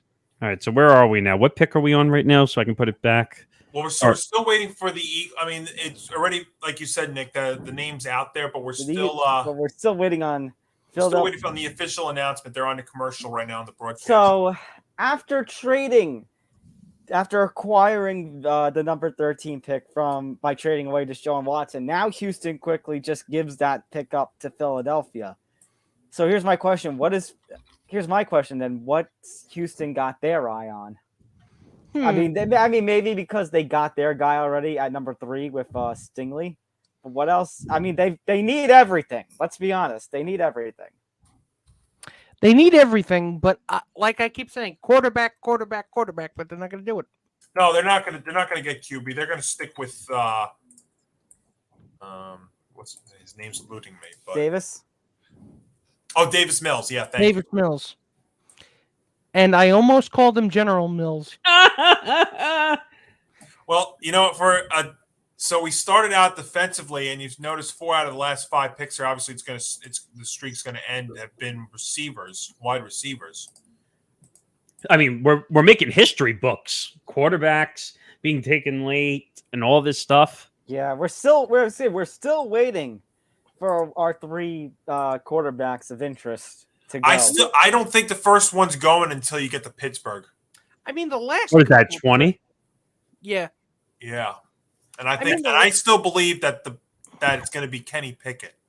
That's what I said. I think it would be most appropriate. I know they're ranking the Liberty quarterback ahead of Pickett, but yeah, I'm not high on either of them.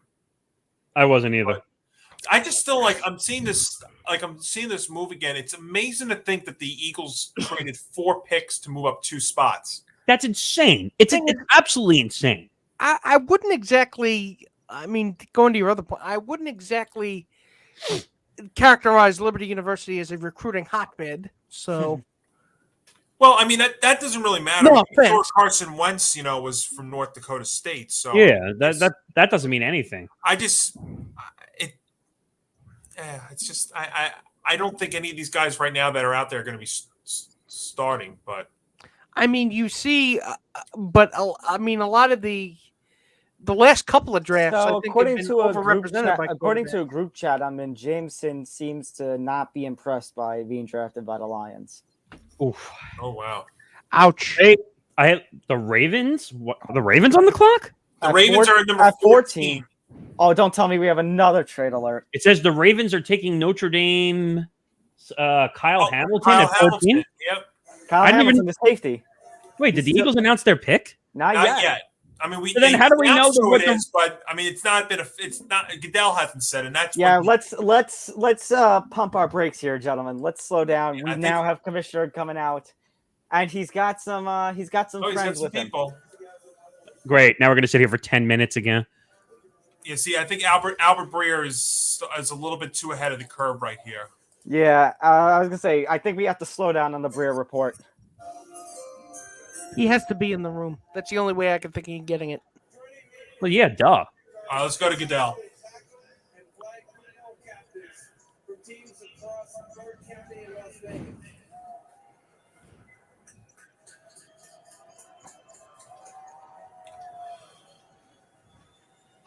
They truly exemplify the NFL's values of respect, integrity, resiliency, and responsibility to their teams. Congratulations to all of you on your accomplishments, and good luck on the upcoming season. The Houston Texans have traded the 13th pick to the Philadelphia Eagles. Gee, didn't know that. The 13th pick in the 2022 NFL Draft. The Philadelphia Eagles select Jordan Davis, defensive end.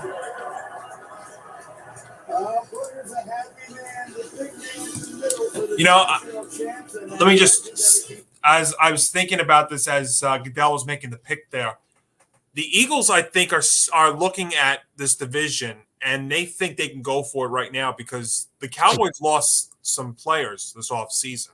You know, Amari Cooper got traded to the Browns. Yep. So, you know, they've lost some players. I think the Eagles see a sign here that they're going to go for it in this division, which I still don't think is that great a division. So, and you know, we've spoken about it too, how, you know, the NFC, let's be honest, outside of, let's say, the Buccaneers, the defending Super Bowl champion Rams, and the Packers, isn't really that great. Isn't that deep this year? So an interesting report just came out on Twitter from Andrew Brandt, who worked for a lot of different networks.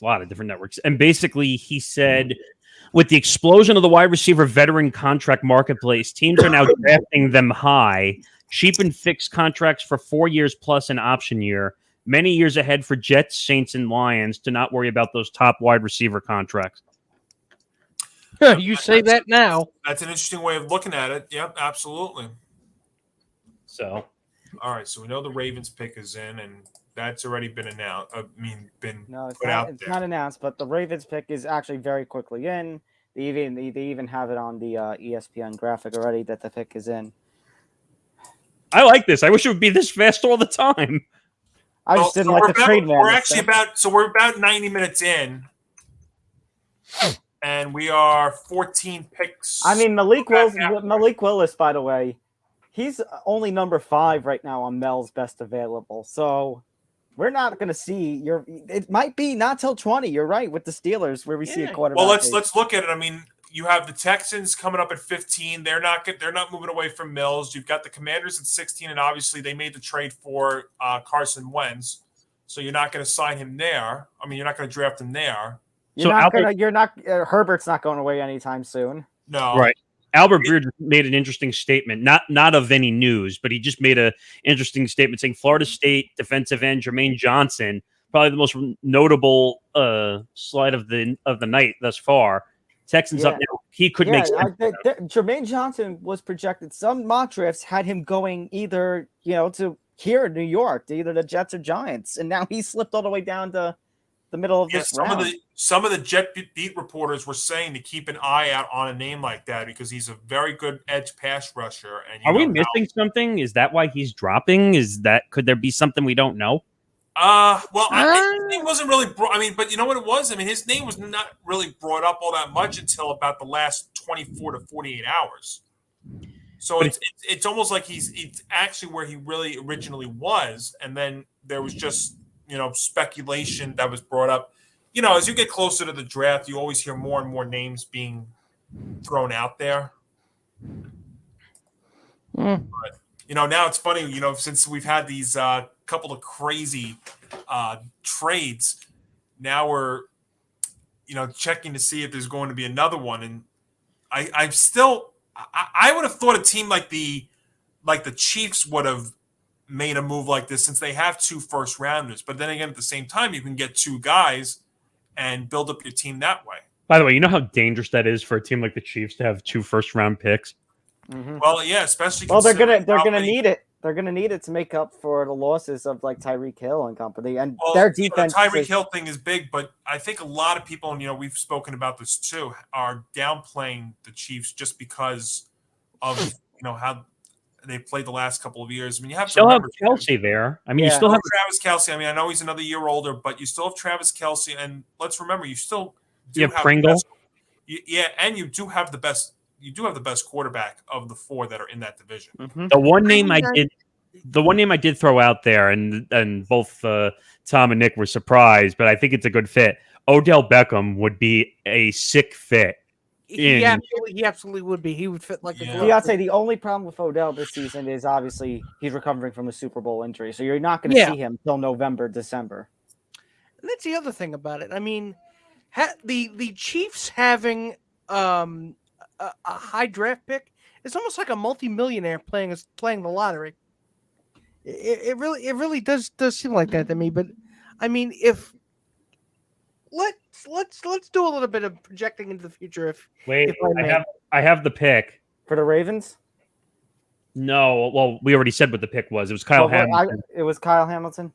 Yeah, and now I have the pick for the Texans, but I'll hold off on that. Yeah, let's keep it right here. Yeah, we gotta. Let's slow ourselves down here. Kuiper and everybody seem to be a little bit behind. I mean, not Kuiper. Breer seems to be a little. Goodell, Goodell.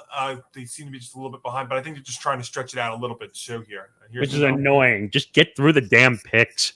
Yeah, I mean, we've actually been moving at a decent clip here so far. Like I said, this has been about 90 minutes in, and we're 14 picks in. It's not bad. And knowing the NFL and ESPN, they're going to want one more commercial break out of this anyway.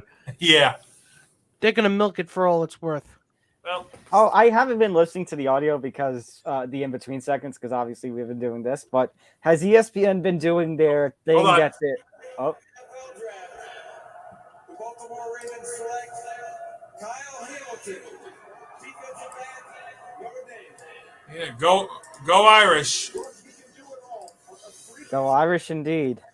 Yep. All right, Houston, after trading down a couple of spots, is finally on the clock here. And that pick's in too already. Yeah, so we'll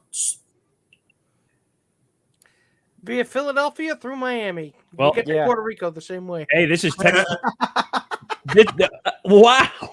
I was going to ask, by the way, has ESPN been doing their thing that they're memed for about, every time there's a draft pick, it's like, oh, this person, they talk about this kid's hardships, about this person died or this person was fatherless. Like, I'm sorry, but that's what ESPN does. I think with 2020, I remember hearing shit like that every pick. By the way, it might have been also because we were dealing with a pandemic in 2022, so they might have been doing that as well. But I'm surprised Roger Goodell's chair didn't end up with like a Twitter account or something. Oh, I'm sure there's something. I'm sure somebody had to do that. It was a pretty comfy chair.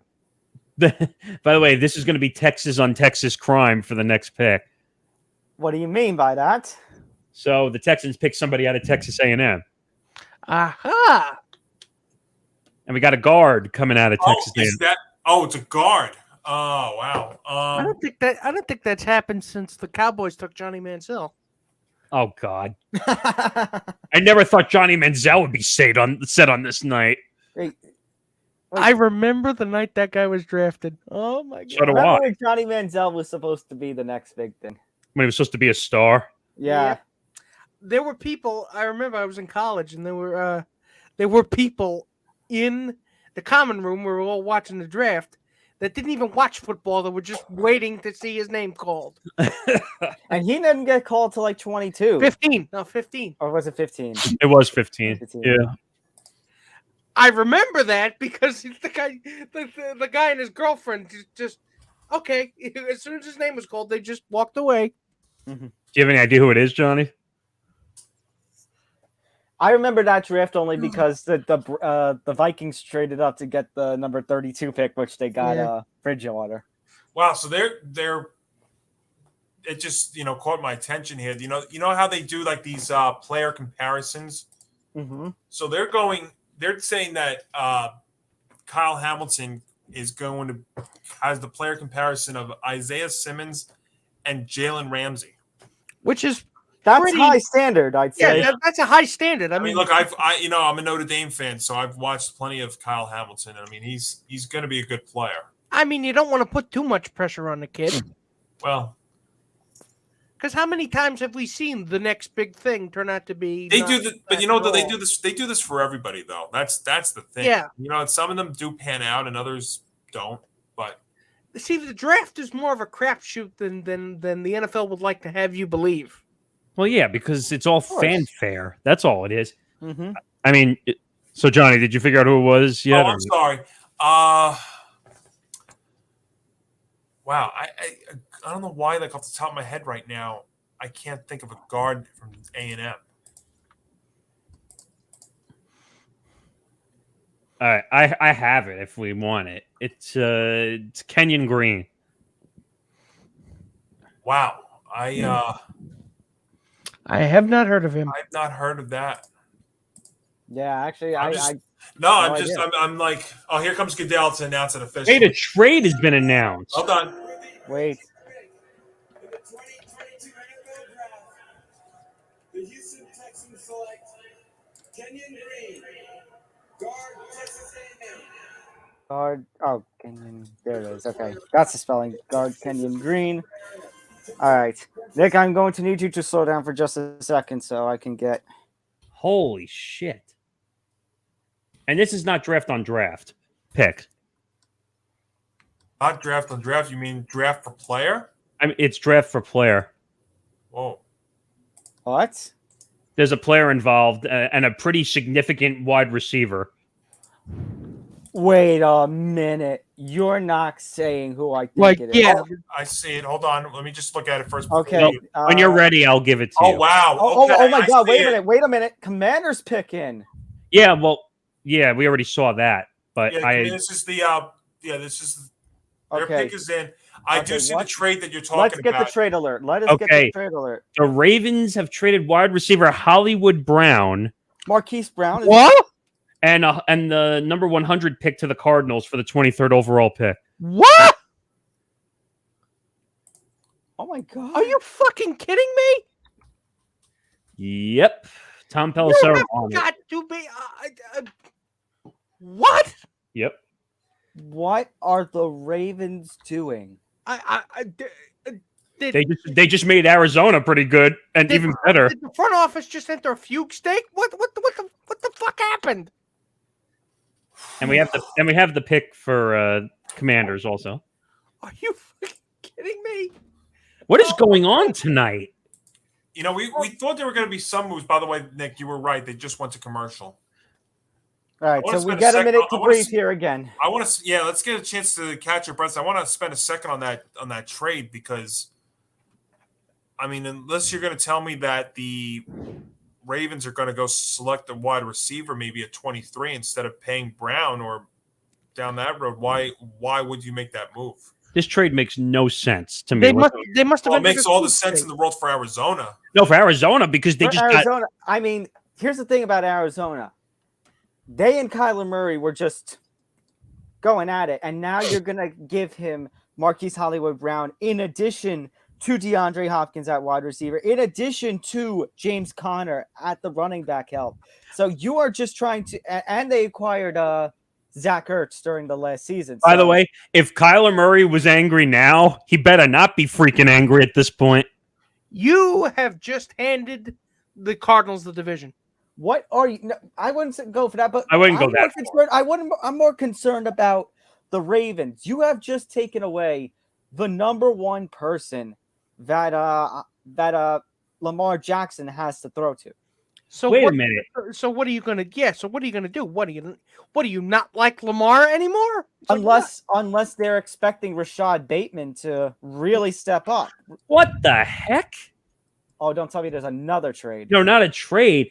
The Jets, I knew it. They almost did it. The Jets rejected a trade from the 49ers involving Deebo Samuel with a 10th pick before taking Garrett Wilson. Yeah, they were not willing to trade that 10th pick. I wouldn't have been. I knew they were in the talks of it.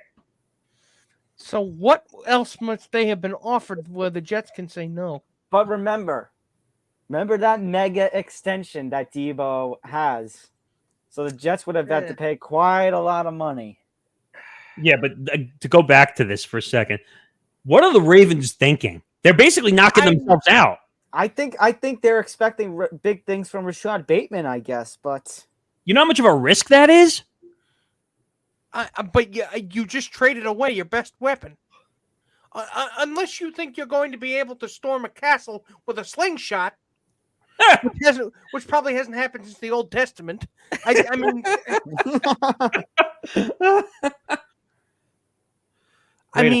I mean, if I was a Ravens fan, I'd be pissed right now. So according to Rappaport, GM Steve Keim loved Hollywood Brown coming out of OU while they were scouting Kyler Murray. Now he gets them both. You have got to be shitting me.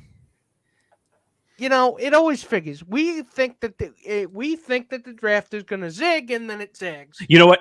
I think this is Roger Goodell secretly going to the owners before the NFL draft and saying, "Psst, we need to make it more interesting. Make some trades." Let's see if we can grease the wheels a little bit. Oh, there's the official news. Yeah, that's just Greeny talking about it. I just saw Pickens in for Washington, and I thought that. So we'll get to that in just a second here as we get set for our third hour. Oh, wow. Lamar Jackson, the Ravens quarterback, retweeted a tweet from somebody that said, "What the fucking fuck, bro? We traded away Hollywood." Oh, boy. So that, you know what that tells me? That tells me Lamar Jackson may be in his last season as a Baltimore Raven. I'm going to send this to you, Tom, so you can... Hey, Lamar, ever had a thought about playing in Jersey? Yeah, right. I mean, purple is kind of close to blue on the spectrum.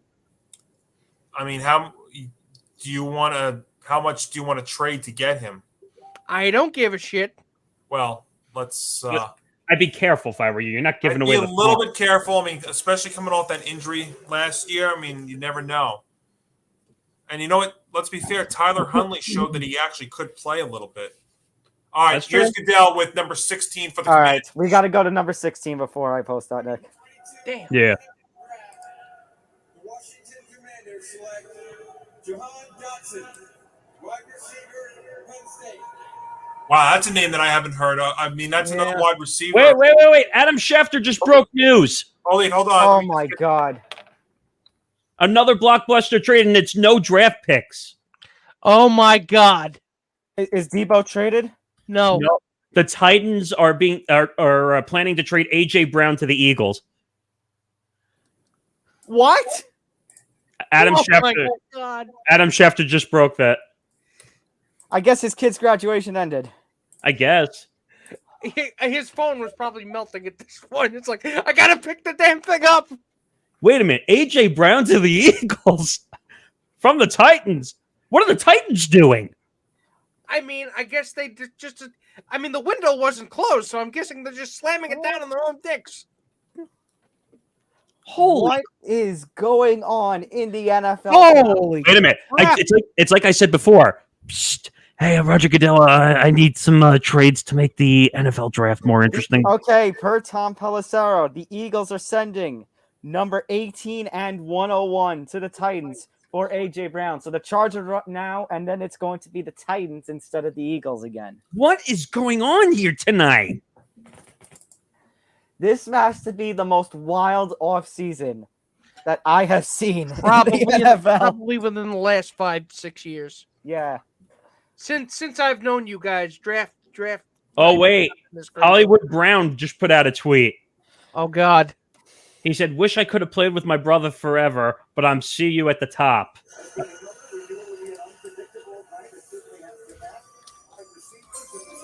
All right, here we go. Chargers pick at number 17. Oh, my God. Picking already? Shit.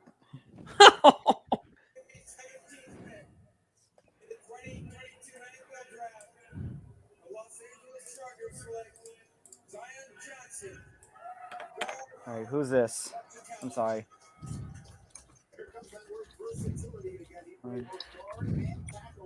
Damn.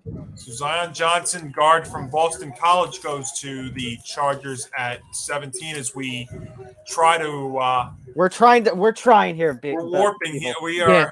We're trying to restore order after all these trades have come in. So now the Eagles are on the clock at number 18. No, it would be the Titans then. I mean, the Titans. Yeah, Oh, Titans maybe- are on the clock. Oh, here we go. Now ESPN's just catching up. You know, even they can't keep up with all this stuff. Jesus, what the? Yeah, Nick, if you can take care of the banners for Yeah, I got it.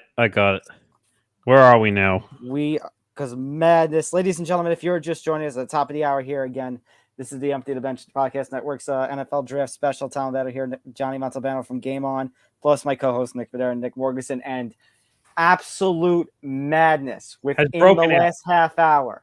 Marquise Hollywood Brown traded from the Ravens to the Cardinals, and now A.J. Brown traded from the Titans to the Eagles, which I guess means Robert Woods is going to be the number one in Tennessee now with Ryan Tannehill. That was a trade they had earlier in the offseason. Yeah, it was.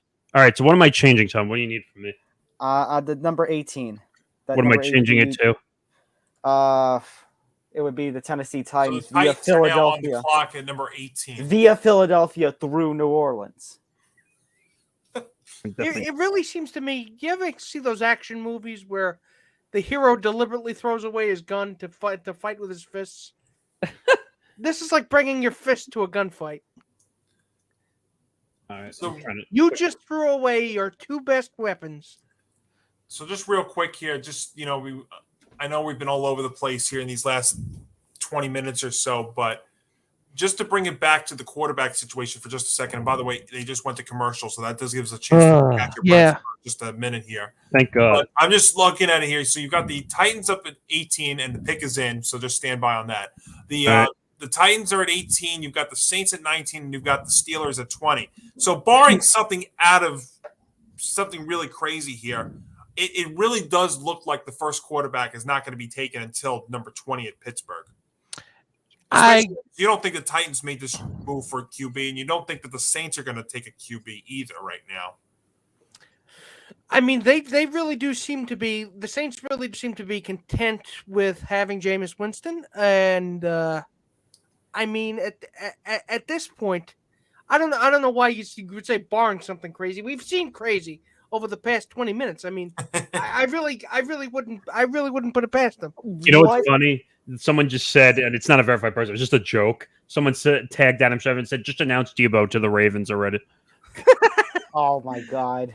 The only thing that would make this crazy is Goodell going up to the podium and saying, "I am resigning as commissioner of baseball to go commissioner of football to join the circus." By the way, Andrew Marchand, who we know, the big media guy in sports, he basically quote tweeted when Schefter broke the trade, said, "Happy graduation." and I had quote tweeted it and said, "All right, Schefter's here." He probably ducked into the bathroom to tweet that. It probably was right before he drove back. You know, I wonder if there's any possible way we could. Titans. I have the Titans' official pick. What's Lamar Jackson's Twitter handle? I'll get it. LJ. I tell you, it's still amazing though. And you guys are saying this too. You know, Jermaine Johnson. There we go. I got it. Is still out there at 18. I'm wondering if maybe he could be the guy here. Well, the Titans got a wide receiver. I can tell you that. Wow. So another wide receiver out of Arkansas. Well, that's boy. I mean, now these are starting to become really like unfamiliar names. I mean, I can't say that. I'm not the kind of guy that'd be drafting in like 25 or 26 right here. But do you know Traylon Burks? Yes, that's who it is. Okay. So they traded So they traded Brown away, and they brought in They drafted a wide receiver. Yes. So it kind of speaks to your point that you guys made not that long ago about, the whole wide receiver thing now, how they're going to draft guys instead of signing these guys to big contracts. Right. So they have a 4 or 5 year window. But I wouldn't even call this draft madness anymore. I call it trade madness. Well, trade madness on draft night. just another wrinkle into what's been an unbelievable, epic off season in the National Football League. And you really think about has. it, it's still only late April.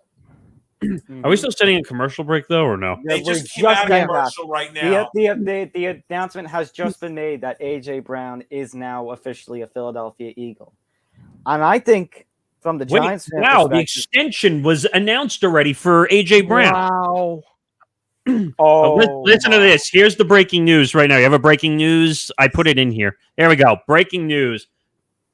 Eagles' new wide receiver AJ Brown gets a 4-year extension, $100 million, $57 million guaranteed. Holy Christ! Wait, say that one more time. $57 million guaranteed, but what was it? 4-year extension. 4-year extension, $100 million. Jesus Christ! Like I said, this is what I was talking about a short time ago. The Eagles are going for it. I think they see an opening here with what's been going on with the Cowboys, and I think they're going for it. And you know what? Good for them.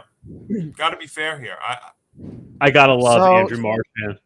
Love Andrew Marchand. Let's be fair. The Eagles have been one of the winners so far tonight. They have. They absolutely have. So here's my question then. So I was gonna say, if the Eagles are going for it, then it's probably going to be a race between the Eagles and Cowboys, and maybe the Eagles have the edge in there. So, if that's the case, and that's how the NFC East plays out in 2022, have the Eagles essentially just sealed Daniel Jones's fate? I don't think that. I don't know if that's the case here because the Giants. The problem is the Giants were very hamstrung on what they could do this offseason because of their salary cap situation. So, no, but okay. So then does this mean the bar is raised even further for Daniel? Oh yeah. Before we get to that, let's go to Goodell. The 18th pick in the Tennessee Titans. With the 18th pick in the 2022 NFL Draft, the Tennessee Titans select Traylon Burks, wide receiver, Arkansas. There it is. Huh. By the way, someone tweeted out something really funny. If this happened, so they wrote Baker Mayfield trade is the only way this shit gets crazier tonight. Oh, please don't do that. Well, no, because Devo could be getting getting traded tonight. The thing is, though, now with Debo is that pick now would mostly become you'd be starting to talk about next year's picks. You would already, yeah. Yeah, I mean, and I would have thought that if you really wanted to get a first rounder this year, you would have done it before. I don't know if you want to be doing it now. I mean, Tom, let me go back to what you were saying here as we wait for the Saints here at 9. About is the bar now raised for Daniel now? I don't know if it can. I mean, I don't know if it can be because this team is going to be a work in progress. See, I think what Daniel Jones needs to do this year is, just start basic, and he has to play a full 17-game season. Johnny, I guess I'm only asking that because I don't know if you have the same feeling that we have had over the past few years, but we feel like the Giants have been doing this. We can rebuild and win at the same time philosophy. And I don't know if Mara and Tish realize that you can't do that. No, it's very, very difficult to. And yeah, it's right now the Giants are not doing that. Right now they are rebuilding. Hopefully this new regime is therefore talking some sense into Mara. Like we have to essentially take the words out of a rival city's mouth, trust the process. And let this play out. Well, the process right now is you have to play out this season and get rid of the massive contracts that they have. I mean, you have to remember the Giants have like $1 million in salary cap right now. Yeah, they've had to jettison so many. They've had to restructure so many players and also jettison some guys. I mean, let's be honest. I'm sorry, Tom, but one Devontae Booker, who was probably he was their best running back this past season. Yeah. And they had to cut him because they couldn't pay the $2 million that he was making. Well, the Giants have had an issue with cap the past 3 years. See, that's the thing. I was suspecting that maybe Sauce Gardner was going to go to the Giants because they would have said, okay, that means now we can get rid of Bradbury. Well, I can tell you, I had Tom Scavetta on my show Game On this past week, and he told me, he does mock drafts, and I think his mock drafts better than they are good experts. He told me how much he loved Gardner at number 5 for the Giants, and that if he was there, that the Giants would have taken him. And I totally agree with you. I think he was the guy, but he ended up going to the Jets. And look, you know what? They ended up. I still think the Giants did pretty well getting a defensive end in Thibodeau, who's I think going to be pretty good, and getting the offensive tackle Neal. So.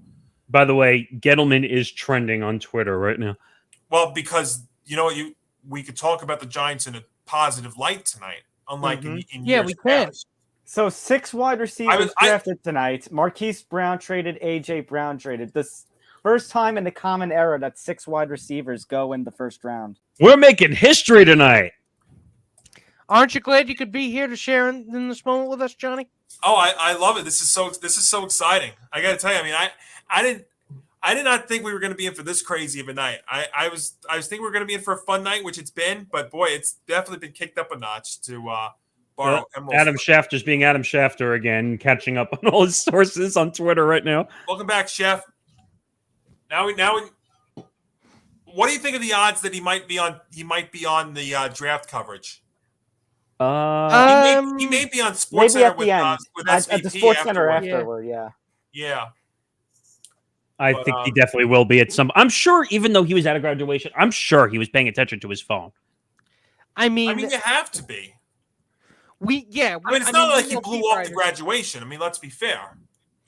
And actually, somebody pointed this out on Twitter because I'm on the ETB sports feed. The Packers and the Chiefs must be punching the air right now. I know wide receiver depth is unbelievable this year, but 6 wide receivers going in this first round. Pick is in. Well, Tom, that's why I said to you guys, I'm shocked that I thought one of the first teams that was going to make a move to trade up tonight was going to be the Chiefs. But maybe that's what I thought. But to Nick's point, you know what? You're still a very good team, and you've still got 2 first-round picks. They have an embarrassment. First round. It's an embarrassment of riches. What the Chiefs have. Like I said, it's like a multimillionaire playing the lottery. But the pick is in. It's an offensive lineman. Who is it? Is Trevor Penning. Never heard of him. Out of where is he out of? I mean, listed. I would be Northern Iowa. I see Albert Breer now. I would be disappointed if, at the end of all this, Patrick Mahomes only ends up with 1 Super Bowl. Well, he's going to win more. You know what, Nick? It's crazy because he's now been in 4 AFC Championship games, and yet he's only won 1 Super Bowl and made it to 2. So, is it really? I don't know if it's like a '94 Knicks kind of thing where they were kind of blocked from doing that by an obviously superior talent. But I think it goes to show you how difficult it is to repeat and stay consistent with this day and age of free agency. Let's also forget too, now he's doing this with an extra game during the regular season. Right. Here's Goodell. Oh God, here he comes. The New Orleans Saints select Trevor Penning, tackle, Northern Iowa. Got the penny. I'm like a bad penny. I always. So now we get to a very interesting pick here at number 20 for the Pittsburgh Steelers, and they have been talked about with the quarterback, and this might be where we get our first quarterback. So, Nick, I'm going to just say that if you do get the pick ahead of time, I'm going to say let's hold on. Let's be surprised. I'm going to go make a prediction, and I'm going to say what I've been predicting for a while now. I think this is where we're going to get our first QB, and I think it's going to be Kenny Pickett. I am rooting for that. I agree that's going to be the first QB. I think it's going to be Pickett. Something is telling me it might be Willis. I want it to be Pickett, though. I think I think Pickett is. I mean, it'd be cool because he's a because it goes with the Hutchinson story that we said before. Our homecoming. But you know what, Pickett. Yeah. I feel like Pickett's been way overhyped, like over the top, overhyped. Well, if you remember, Nick, the only reason we've been talking about Pickett a lot is because we had Schlosser. We had urinating tree. No. I'm saying in general, on a lot of draft boards, he's been way overhyped. Because he's not the biggest talent we've ever heard. Well, I think that's why now you look, you're 20 picks in now, and there still hasn't been a quarterback taken. So I don't really know if he can be overhyped if he hasn't been taken yet. I think Malik Willis at 6 was really being overhyped. But I think that also spoke more to really the situation that Carolina is with their quarterback. That they feel that they're stuck. Well, I think it's because they're desperate. All right, we have the ESPN's diehard camera backstage in the green room on Kenny Pickett. Yeah. Well, you knew that was going to happen. And they've gone to commercial. So, Nick, what were you asking me again? Who are you talking about? Nick, you were asking me about the Carolina situation. Oh, yeah, did they feel that they're stuck? Well, Carolina's quarterback situation was the worst in football last year. They were paying 3 different guys to play. I mean, you brought back Cam Newton because of the situation with Darnold's injury and PJ Walker. I mean, you brought back Cam Newton and then you were paying 3 different guys. So Darnold was a joke. That's why they're paying. They were paying. To be fair, the first couple of games though, Darnold actually was all right. I mean, Carolina started out 3-0 and 4-0, and then they just flat out. Then it just fell apart. Well, but part of that problem too, though, is because Christian McCaffrey, as talented as he is, just cannot stay on the field. He is always hurt.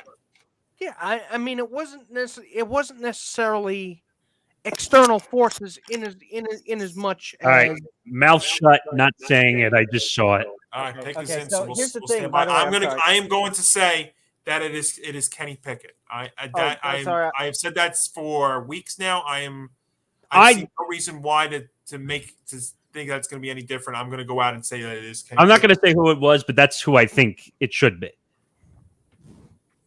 To get back to, because I pulled away for a second. Going back to the Panthers point, I think that's going to be another big storyline though. Christian McCaffrey.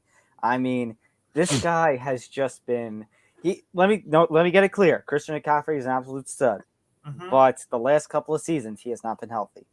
Yeah. And that's concerning. Can he play a full season? Can he get back to that same production that he was when he was able to spend the full seasons in 2017, 2018 after he first got drafted? The problem was the quarterback situation in Carolina was overlooked because of McCaffrey, because McCaffrey would carry the ball 30 to 40 times a game and people wouldn't care and he would just run the ball. Now the quarterback is a big gaping hole with McCaffrey with an injury. So let me ask then, because one of the criticisms we had about the Browns acquiring Deshaun Watson was they just have Chubb and Hunt. Chubb and Hunt can run the ball. Are they trying to maybe get a little ahead of the game? Because Chubb was drafted in 2018. So if we're starting to question his time, and maybe it's not too long before we start to question, is Chubb's time a little up? It's just a matter of going with Deshaun Watson, who hasn't stepped on an NFL field in 2 years. Apropos of nothing, though, Chubb and Hunt sounds like the name of a 70s cop show. I guess. I don't know, but they just have comically large mustaches like the music video to Sabotage. God, the Ravens are like totally overdoing it on social media. Like, totally. They're trying to compensate for something. Yeah, they're trying to distract you from the fact that they shot themselves in the foot, amongst other organs. And pissed off their quarterback. Pissed off their franchise player. You know what's funny, though? People are complaining. Like, it's really funny. People are saying the worst case scenario is unfolding for the Packers, who had draft capital to trade up for a receiver. I mean... All right, here we go. Let's see if Goodell's going to... I'm sorry. I thought I saw him coming out. I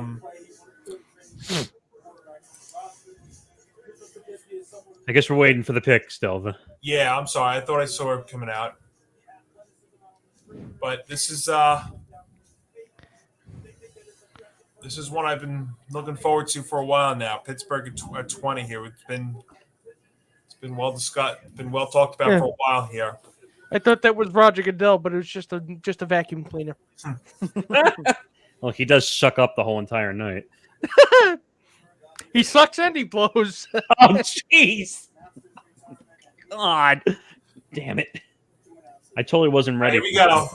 This is it.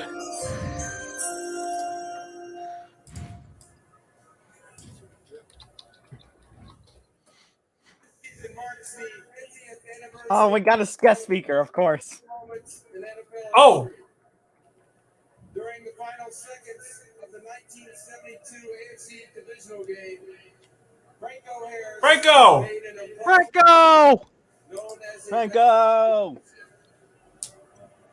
He here with us tonight to celebrate the 50th anniversary of that moment and to announce the pick The Immaculate Reception. for the Steelers. Please welcome Pro Football Hall of Famer Franco Harris. Oh, that's so cool. Of course, there are a lot of Raider fans there, so they're not cheering. Not too pleased about that. Hello, Las Vegas. Wow. I love this. With the 20th pick in the 2022 NFL Draft, the Pittsburgh Steelers select Kenny Pickett. There it is. Johnny is a prophet. Well, Take a I think we bow, all. my friend. I Take think- a bow. I think we all called that one Yeah. though. I think the credit has to go to Schlosser, honestly, when we did the talk with him. That was all the way back in December. Wow, the reaction there Oh my from That, Lock Harbor, New Jersey. oh, that's amazing. That's awesome. You know what? That's a story I can root for. Yeah. We got news. More news. Another trade.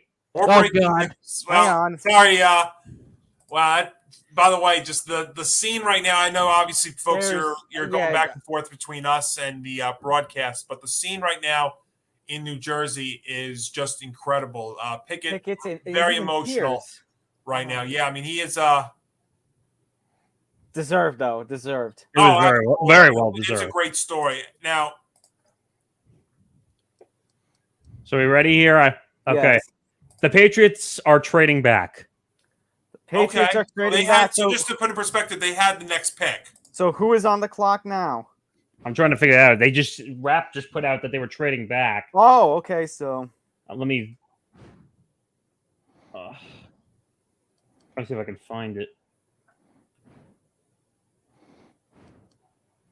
Wow, even Breer doesn't have it yet. yeah, as of this moment, ESPN still has the Patriots as. Well, number Rappaport 21. definitely said that it already was confirmed. Right, I know. I'm just saying. So we're just trying to figure out who now. That's weird. I followed Kayvon Thibodeau on Twitter. Oh, the Patriots have traded the number. Wait, the Patriots have traded the number 21 pick to the Chiefs. Ooh. Also, there's our trade up There's our for the yeah. Chiefs. So you have to Intrigue figure in at the least challenge. one of those picks are going to go back to New England. I'm assuming that's to get a wide receiver. I'm assuming Intrigue about in the time. challenge. the Chiefs are on the clock. All right, so let's see what we've got here. They obviously have the all right, so they just say Yeah, the ESPN just announced that the Chiefs now are on the clock, This is and the crazy. pick is in. What? And the Yeah, pick is in. pick is in. It's got to be a receiver. I think. Oh no! I wait, graphical error. ESPN graphical error. Of course. Damn it. No! Now the pick is actually in. Oh, Okay, so one stamp for in, two stamps for not in. So the Chiefs are going to acquire number 21. Do we have any full details yet? I'm looking Still it up. looking for it right now. Look, let's go to Breer. Well, doing a little bit of Twitter foo. I'm not seeing anything right now. There must be somebody they really want. I'm surprised Beer doesn't have it. Watch it be another quarterback to piss to piss Mahomes off. Oh wait, the Patriots get 21. The Chiefs get 29, 94, and 121. Field 29, 94, and what? Wow, 121. Wow. Another 3 for 1. Because we can joke around about it all we want. The reality is he has the smallest hands now with Andy starting point. What Why is is going? it that why Oh, does they're Kenny, talking about hand size. Oh, I was out of jeez. context. why does Kenny Pickett look like the lost fourth Hanson brother? He does. He looks like he's about to pick up a guitar and start singing Bop. Hey, Oh my God! Hey, that's a great song. that is a good song. Hanson's I'm great. gonna And so is please- that. coming from somebody who actually owned a copy of a Baha Men album back in the day, I like them. I'm going to plead the fifth on that one. Well, come on. Who let the dogs out? Was Let the the Mets song dogs of the out. Oh, and now, oh my God! And they're showing Pickett now again in New Jersey, absolutely emotional as he puts on the cap. And is that the terrible towel too that they're holding? Was you a Steelers fan growing up? Yep. And he's from Jersey, so all kind of fits. And well, I mean, I guess we have the next we have the next quarterback of the Steelers. I mean, you don't exactly see a lot of Steelers fans in South Jersey. It's more Philly. Well, I mean, let's be fair though. I think Kenny Pickett's the starter week one. No, but No. it is an awesome thing though to see, and he'll probably get his chance down there. I was gonna say, Johnny, he's got to start at some point this season though. They're not gonna go 17 weeks with. Yeah, I agree. Tom, I agree. I just am saying I don't think he starts week one. They brought in Mitchell Trubisky. I mean, they gave him 2 years and $10 million. So. Well, he could become the backup eventually. He could become an expensive backup like Kyle Orton was. He could become a trade option too. Oh, by the way, just look at pick number 29 now. About crazy. Oh my God! But I was going to say, I think Mitchell. I don't even know where the hell you're going. What are you trying to escape to Cuba? Man, I was going to say, I think what'll happen is Mitch will start at least the first 5 or 6 games at least. And then if they're in a bad spot, like saying they just fall out of it, I think by like game 6 or game 7, you might see. Hold on. Okay, Commish. Sorry.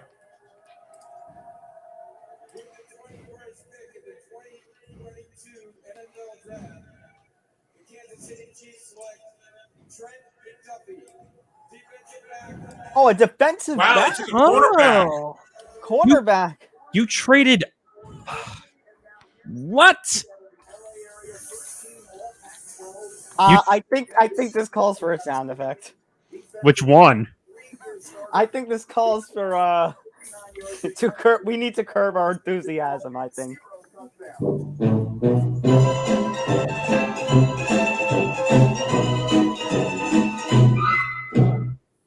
Well, I'll give you one more.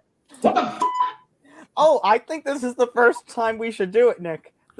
I think we finally found our moment of What? Oh, actually, we had a moment of failure already with the Ravens. Oh. Look at all the failure. Okay, now let's do one to make up for the Ravens again. What, for them too? Yeah, they get a retrospect one. Thank you, Cosmo. God. This is what you get, folks, when you're stuck with us for almost 3 hours. Well, now let's remember, though, so the Chiefs still do have a late first rounder. Yeah, they have number 30. But you know who's up now? The Green Bay Packers. So a little opportunity there for the Packers to scoop a wide receiver. So, I'm still amazed Jermaine Johnson is on the board. By the way, the Packers pick is in, so we'll stand by. Something must have happened with him. Because if a guy is supposed to be rejected that high and then no one is like taking him at all, something happened. Draft evaluations can tank somebody for completely arbitrary reasons. I mean, that's the thing. Like, if this was from 4 to like 10, like if this was from top 10 to top 15, okay, maybe not too big of a drop. But now we're about to get into the mid 20s. The late round. Yeah. We're getting into the mid 20s. This is concerning. But I mean, the draft evaluators for the team if you look at them the wrong way, they'll drop you. And they gossip. They're like old Jewish grandmothers. They gossip. Oi. So we're in the final. Are we in the home stretch yet? We are in the final third now. I got to look up the Yiddish word for gossip. Roger Goodell. No, that's not Yiddish. I know. A yenta. Yeah, we're all yenta. Bunch of yentas. You're Jewish, Nick. You didn't know that? I know that. Yes, I'm paying attention to Twitter too much for this stuff. I wouldn't think I would know. I would know more. I would know more Hebrew words than Yiddish words than a guy who actually had a bar mitzvah.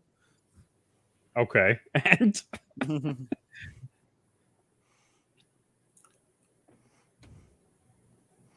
Completely forgot to update number 23, by the way. Number 23, we still had Arizona there. So right now we got the Packers, who their pick is in, and the Baltimore Ravens pick that they acquired for trading away Hollywood Brown. Stupid. Yeah. After them, it's going to be the Cowboys and then the Bills. The Cowboys. There was a rumor that the Cowboys were trying to trade up. Never did it, though. Nope. All right. The camera is going to the stage, Johnny, so I believe the commissioner is about to come out. Oh, the pick is in, and it's not a wide receiver. Are you kidding me? We got a good Packers group here. And all the cheeseheads are out. So you know what? So what happens is, once they announce that the pick is in, that's when the clock starts for the following pick. So that's why it seems like actually it's going by quicker. That's smart. Yeah. Otherwise, we'd be here all night. I know in Vegas it's only 7:30 Pacific over there. Yeah. Yep. Yeah. They're going to do that from now on. They're going to go West Coast so that it doesn't go all night. All right. I miss Radio City. Oh, here's Goodell.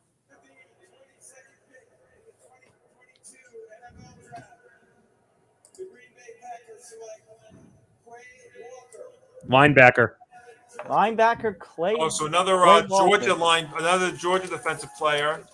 A lot of Georgia going tonight. Yeah, they said that Georgia was going to get quite a few in the first round. We have another instance going on here. Where is the we got a trade alert going on here. Okay, I'm not ready. I'm sorry. Damn you. Damn. I was trying to think, as you were saying that, Nick, I'm just trying to think could we see at least one more move here? Okay, so I do see the move. Well, I'll let Tom know in a second. Let him. Okay, because the ESPN just has it up on the screen right now. Oh, the Bills Buffalo is going up to 23. The Bills are now on the clock. Wow, so this is amazing. So you have the but it's not for the 25th though. Wait, it's pick 23 for 25 and 130. 23 for 25 and 130. Yep, Ian Rappaport just confirmed it. Man. I really don't know why the Packers didn't take a wideout. Yeah, that makes no sense to me at all. Especially you want to keep Aaron Rodgers there. Well, he's going to be there now with all the money he's getting. Mm-hmm. Yeah, but you're not helping him though. Not helping his case. Oh, no. Rogers is not helping the organization because he took so much of their money away. Well, that's true too. He's going to hamper that organization. They don't. I agree. Johnny, Rogers doesn't realize that. And they just went to commercial again. Rodgers doesn't realize how much he's actually hampering the organization by getting all that money. I mean, I'm sure he does, but he's past the point of caring. Well, wait, so the Bills traded pick 25, the Ravens traded pick 23. So here's my question then. The Ravens traded down again? Yes. What are they doing? They obviously don't like anybody in the draft. So they're basically just saying, screw it, we'll try again next year? I mean, now the biggest move is trading away Hollywood Brown. I mean, I really need to see. There's got to be something to that we just don't know about right now. I really need to see what the Ravens fans are thinking right now. I don't know what the Packers. I'm friends with a Ravens fan. I mean, I don't know if he's still up right now, but I mean, I think I'm going to see him tomorrow night. So I was going to say if he's asleep right now, I don't want to. He probably is because he's like me and has to get up early for work. So that's probably he's going to have a very unpleasant morning. You're going to hear a scream from his house when he wakes up. Well, it's funny because I thought I heard some sort of noise happening near my window. Even though he lives up in Carolina Forest, but this is crazy though. The amount of trades we've had tonight. I mean, and I just think and it happens like one right after the other, and with teams that we weren't really expecting. And we were talking with Tom on the show Tuesday, and he was thinking that this was more of a trade back than trade up sort of situation. Well, because the quarterback class is so bad, that's why people were trading down. Yeah, and I get that. And you're not even going to see. You're not even going to see the top running back, Breece Hall, till tomorrow, probably. Well, I think teams have learned about the whole running back. And Isaiah Spiller. Yeah. Now, granted, Jonathan Taylor could be the exception to that rule because right now, I mean, he's probably the best running back in the league. But, like we've discussed, how long could that last? I mean, he could tear his ACL next season. All right. I really, really hate the fact that the Giants had to be the example to teach everybody to not draft a running I mean, you say that, but then what happens if Chubb tears his ACL this season? It's a good point. That's a problem. But here we go with another fun facts. The Packers still have only drafted one offensive player in the first round since 2012. Was that in the first round? In the first round, it would have to be Jordan Love. Yeah, I think that's it. Yeah, and that almost kicked Aaron Rodgers to the curb. Oh, when and now it's absolutely waste of a pick in retrospect. Get me we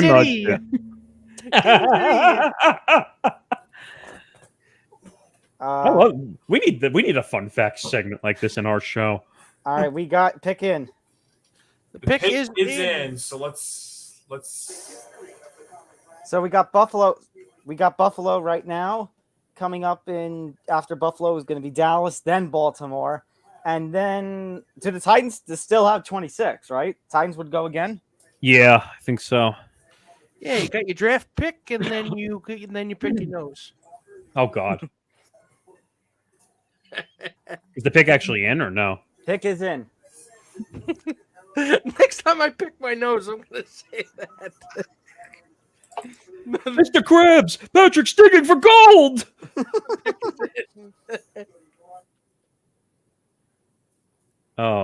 By the way, there are some tweets circulating now from the Titans players after they found out about the AJ Brown trade, and some of them include Taylor. I can't even pronounce his name. Lewan, who said what? 3 dots, and Jeffrey Simmons. Wait, this better not be true. Awkward face emoji. Congratulations, you've now instigated open rebellion amongst your players.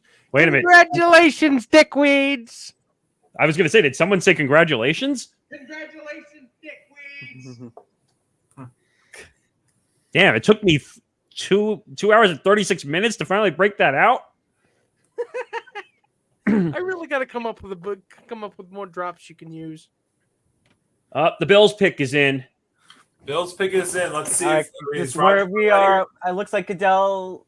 Yep, and it looks like he's. Yep, there he is. Him. All right. Is it him or is it just a cardboard cutout? Nope, it is just him. Pick number 23. Wait, what's the difference? Bills. Here's Roger.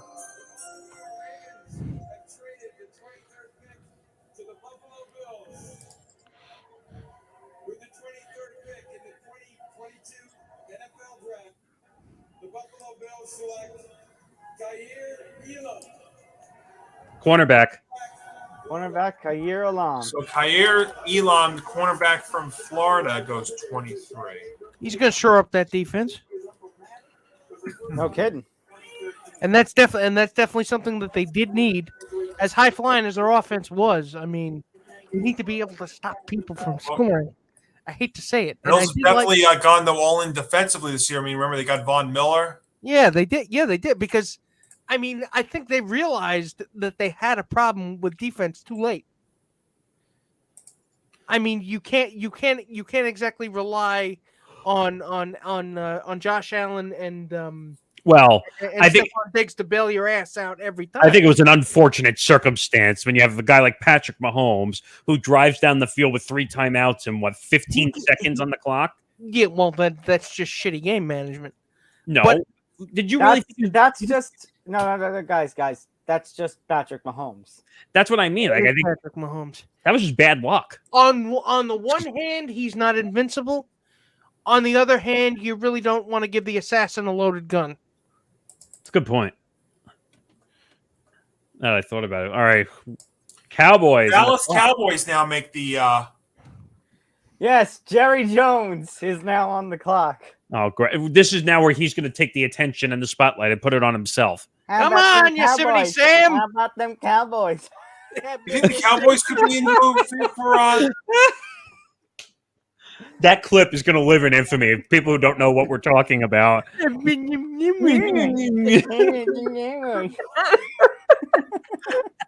Johnny has no idea. Johnny has no idea. we got to tell John, since we have a little bit of time between the pick. Yeah, we got a couple seconds here. So we were doing, I don't remember what episode it was, but it was, what week was it? A couple months ago. Right, it was one of the first episodes of the year. And it was a story about Jerry Jones and doing something. And then Tom decides to break out the Jerry Jones impression. Oh, yeah. Okay, I remember it. Yep. And the both of us just cracked the fuck I out. almost died. I almost fell off my seat. I was laughing so hard. I mean, jeez. What was the other one I cracked up at a couple weeks ago? Damn. Oh, God. But we all know Jerry Jones is going to put the spotlight on himself. Oh, yeah. That's what he does. That's fine. I mean, if you want to keep making a spotlight of you guys being an average football team, that's fine. That's a good point. Ooh, shots fired. Well, I mean, Oh, wait. After what the Eagles did, they got to do something. So, I mean, I'm sure he's probably thinking. do you think? I'm just trying to. So, if you're the Cowboys in this situation, though, like, where are you going? I mean, Mel's best available. You got Jermaine Johnson, Daxton Hill, safety, Malik Willis, Arnold Ebiketie, the defensive end, and center Tyler Linderbaum. That was the top five from Mel. Maybe Jermaine Johnson goes here. If you're looking for the best available. Is this maybe where Jermaine Johnson finally goes? This is so weird that he's dropped as far as he has. Yeah. I mean, then again, like I said before, if they don't like your shoes, they'll write a negative draft report on you. Or like my God! Wait! I need fun fact. Wait. Fun fact. Wait. There we go. ESPN draft predictor said that the chances Jermaine Johnson would be available at number 24 entering tonight, 1%. Oops! Wow. Oh wait. There's the draft room. That's like being abducted by aliens. Of course he's got the same. It's like the lamest Last Supper ever. Seriously. But here's something interesting. The camera is now on Devin Lloyd, the Utah linebacker. Oh, the Utah linebacker from Devin Lloyd. Okay. I was thinking they probably would go defense here. If I was the Cowboys, I would look at going defense. Mm-hmm. What do you think? The camera guys know something we don't? I mean, the fact that he's not in Mel's top five and there's cameras showing on him. Good point. Pick's not in yet. Now they have it. Nakobe Dean, linebacker. The pick is in. There's Nakobe Dean, the linebacker from Georgia. That's another one that could work. Twitter's been a little too quiet about this pick. Because nobody cares about the Cowboys. Oh. How about them Cowboys? Yeah, man, them Cowboys. Look, you're the Cowboys. I mean, look, let's be honest though. If you look at the situation now, just tonight, I mean, you got to be a little worried when you see now you've lost Amari Cooper, and now you look at what the Eagles have done tonight. I mean, let's be fair. I think the Eagles are one of the teams that won tonight. Oh, if we had to rank like who we think won tonight, you have to put the Eagles right up there. I think you put the Giants and the Jets up there as well. You can. I think so. Considering they filled some their most pressing needs. Yeah. Yeah, I'd say you can, but again, I'm not gonna get ahead of myself here. Offensive tackle. Oh. For the Cowboys. Okay. So that's none of those. Yeah, that's completely what nobody was thinking.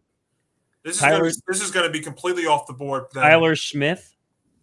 Yeah, I don't Tyler even know. Or Tyler? Never heard of him. Tyler Smith. Tyler Smith. That's a great name. That's up there with John Johnson and David Jones. Did you see what Steve Weiss just retweeted? What? Uh-oh. Mike Giardi tweeted out. He does football for the NFL Network. He tweeted out how quickly things change. Pick's in. The pick is in. The Dallas Cowboys select Tyler Smith, Tackle Tulsa. Tulsa. Tyler Smith is an offensive tackle from Tulsa. Mm-hmm. So, like I was saying, Mike Vrabel said of A.J. Brown being traded about a week ago, quote unquote, not as long as I'm the head coach. So, is there something going on with Mike Vrabel we don't know about? Oh yeah, I heard that rumor earlier today. Is it just me, or is Mike Vrabel really? He reminds me so much of the really intense gym teacher in elementary school nobody liked. Was he the one that was willing to cut off his you-know-what for Super Bowl? I thought I remember him saying that. I don't think he said he would cut. I don't think he said he would cut that off. Yes. Wait, he said he cut that off? Yes. Yeah, I thought so. All right. Are the Ravens finally going to pick here? I'm waiting for a trade announcement. I will throw my phone if that happens. Every time the spot. No, you know what? Tom's gonna go hide under the desk. Tom's gonna go take cover under the desk if another trade happens. You think I'm gonna Lamar get ahead of Jackson's already myself talked? Yeah. You think Lamar Jackson's already talked to his agent? Yes. Well, Lamar Jackson Willis has been here at 20. retweeting. How about Malik Willis at 25? Oh my God! If that happens, Oh yeah, I forgot he's not off the board yet. Oh yeah. neither is Jeremy Johnson. Well, he's And knowing the NFL and ESPN and ABC, there's going to be at least one more commercial break in here before the first round is over. Damn it! I'm all out of soda too. I'm out of water too. This has been fun. I thought we were going to be bored to death with the draft. No, there were times we have been bored to death. Remember a couple of years ago we had to stay up till 1? Right. I don't remember why though. Because the draft had run long. Well, I like the pace that everything has been going at here. What? They did go to commercial. I like the pace. Oh, that they everything did? has- yeah. Actually, while you're at it, Johnny, you want to sneak in a quick read here since we're in a commercial break? Oh yeah, and in fact, just me 1 second. I'll get you my bag. I keep it secure, as you can see my backdrop. Also gives me a chance to stretch the muscles after sitting down for 3 hours. So, Game On presented by Knack. This great Knack bag here. It's a great multi-purpose bag. I've used it for a lot of things. You see how big the inside is. Of course, I've used it and then taken stuff out. But I mean, you can use it like this way. You got a bunch of things you can use in there. Use the code GAME at checkout. You can use the code GAME at checkout. GAME. Get a free TSA-approved lock with your purchase. Make sure you put that lock in the checkout. And then use the code GAME, GAME, so you can get that free thing. This Knack bag's great, I tell you. I mean, I use it a lot. And again, like I said, it's a multi-purpose bag. I mean, it's big. It doesn't feel heavy when you're holding like this. It's a great thing to have, and it's an honor and a pleasure to have them on board here at the ETB Network and Game On. There we go. You take it to work with you, and then like, who is that Dapper I do. SOB? And where do I get that Well, bag? I would bring it for work, but I mean, I would keep it in my car because I'm not going to put it in my stores. So I actually especially do with how bring it to valuable work. this thing is, it could easily get lost. Or Yeah. I mean, somebody would take it because they see how great it is. So It's a lot nicer than the other students' backpacks. I was gonna say. Oh no! they might be. That might. The only problem is they might be a little jealous. Am I hiding under the table? No, this is just a funny thing that someone posted. Oh, it's a funny. You're gonna like this, Tom. I'm gonna send it to you. It's a tweet. I just sent it to you. There's a Conor McGregor meme in it. Conor McGregor meme. The Ravens? No, Or is it just a Conor McGregor? no, it's for the Cowboys. Oh, for the Cowboys.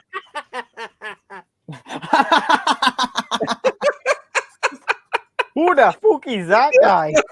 Yeah. So think about. So you guys might have brought this up earlier, but it's just coming across my feed here from Art Stapleton. So the Giants-Bears deal from last year pretty much became Evan Neal and Kadarius Toney for Justin Fields. Wait a minute. I think I would take the Neil and the Tony side. Absolutely, you would, yeah. Wait a minute. So a breaking tweet came out about 15 minutes ago. I don't know how to pronounce this guy's name. Venton Blandin. And he dropped a video tweet. So Marquise Brown was already at State Farm Stadium already. Wow. So apparently there were talks ahead of time. I'm looking at the video right now. He was there meeting the fans where they were doing the draft night. It's like, wait, what? So if he knew something, the rest of the team didn't. Which has got to suck if you're the rest of the Ravens. Like, you knew and didn't say anything, you dick? Wow. I would be so pissed off at this situation. I would be too. I Wow, mean, we're quiet here so far. Let me see. No, I want to see. Actually, so gentlemen, this is the last year of Lamar Jackson's contract. Oh, after the whole trade, trade. if I was Lamar Jackson, if you hear what I just had, I would be on the phone with my agent talking about next year already. Yeah, I said. What are the? Yeah. I said he probably already talked to his agent. Well, I'd say Baltimore's pick is in. Baltimore's pick is in. We got Baltimore. But see, now. here's the thing though with that. Lamar's got to be careful with that because he's got to go out there and prove that he can be healthy. Because if he has another injury-plagued season, his value is not going to be up there at all. Career might be over if he has one more bad season. I mean, like, I don't know if I go that far because there are teams that we see here that are going to be quarterback desperate. But he's such a risk at the quarterback position because he runs so much. Yeah. Well, give him a runner then. Give him a runner. Yeah. Well, I was going to say last year he had runners and then he lost all of them in week 1. So he's like, that's true. The hell with it. I'll do it myself. He lost like 4 or 5 running backs last year. J.K. Dobbins, Gus Edwards, they all went down. Bad season, is a relative term here because the Ravens were still pretty good. And you know what? Tyler Huntley stepped in and actually didn't play that bad. But you can't do that forever, though. Yeah. I mean, that was lightning in a bottle, Johnny. But I mean, that sample size he showed you, I mean, it wasn't like it was 1 or 2 games. It was quite a few. I mean, Tyler Huntley probably earned himself some money at least. Yeah, I mean, he could be somebody you look at maybe as a mover, but it's the Jonas Cespedes effect. Oh God, another name I didn't expect to hear on this stream tonight. Oh, Wait, so how many weird names have you already said? You've said Johnny Manziel, and now you've said Jonas Cespedes. Different sport, though. Doesn't count. No, And the last friggin' 2 minutes, ETB minutes I put out have always been about baseball shenanigans unrelated to the game. Actually, who has the ETB minute? I don't even know. Tonight? That would be Mr. Montalbano, I think. This is Thursday into Friday. Actually, you can talk about all the crazy trades that went down tonight. So Tyler Lindenbaum, the center that we were talking about just a couple of moments ago from Iowa, is going to Baltimore at number 25.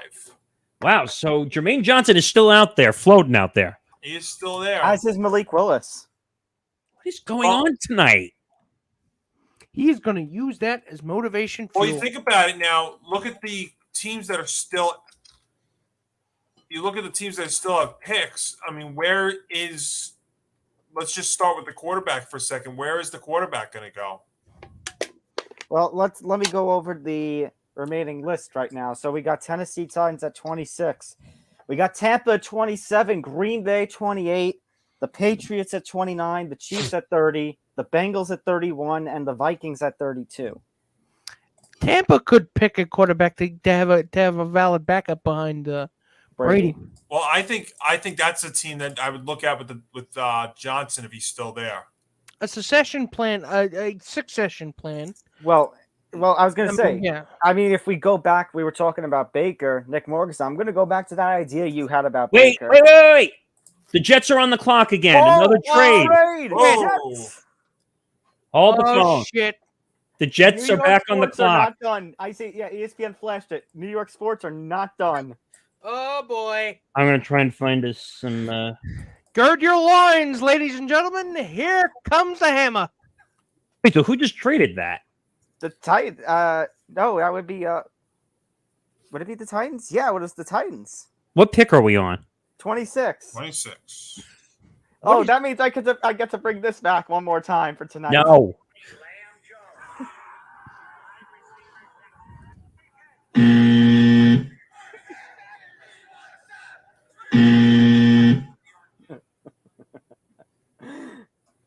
All right, so the Jets. It is the Titans. Oh, apparently, what's his name?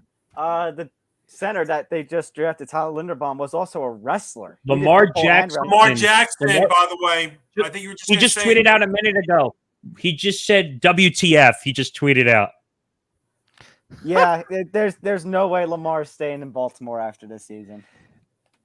Where is the I mean, I really hope you like it in Carolina. No one has the details yet? Guess not. The fuck? What is going on tonight?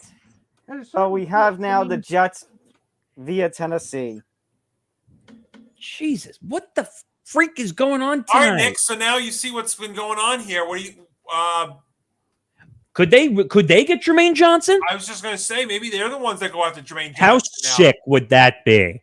That would be a win, but let depends. What are they giving up for 26? I don't think it matters really at this point. As long as you're not trading next year's first round pick at this point, I think this is an absolute win right here. Here it is. I got it. The Jets trade up to number 26, and they're saying that it is going to be Jermaine Johnson. Wow. They considered him at the earlier spots, getting him at 26, and then they're trading 101. Oh, they did it out of order. No. So 30, Nick, 26 and 101. 26 and 101 for 35, 69, and 163. Okay, 26 and 101. Hang on. Wow. For 35, can you say them again? 69 that and 163. 160. Nick, that is an absolute steal of the. That is highway Steal. that is highway robbery. Right there. Yep. That is highway robbery right there. I'm declaring victory tonight. New York Sports, New York won New York tonight. Sports won. Damn. I don't think. I mean, well, yeah, that is amazing. They wanted Jermaine Johnson. They were probably trying to see how low they could get. That's if you remember when we started the show, we were talking about him being possibly up there at 4. But what the Could have been, yeah. God, I'm so confused. I mean, I don't think draft night has been this crazy as long as we've been hosting a podcast. So let me ask then, like what we did talk about with the Ravens trade. So now, what the hell are the Titans doing? Going backwards, I have no idea. The Ravens and the Titans are going backwards. I guess they look see how much- enough. I guess the Titans see enough in Traylon Burks that they can pair him as a number 2 with Robert Woods leading the receiving core. I guess. What brain G? What are you smoking? Which that makes I you come up love with that? Robert Woods. I love Robert Woods, but over AJ Brown. Robert Woods is not a number 1. But I guess the fact that AJ Brown got that 4-year, $100 million extension. I mean, good on him. What were you high on bath salts when you came up with that? All right, here's Goodell.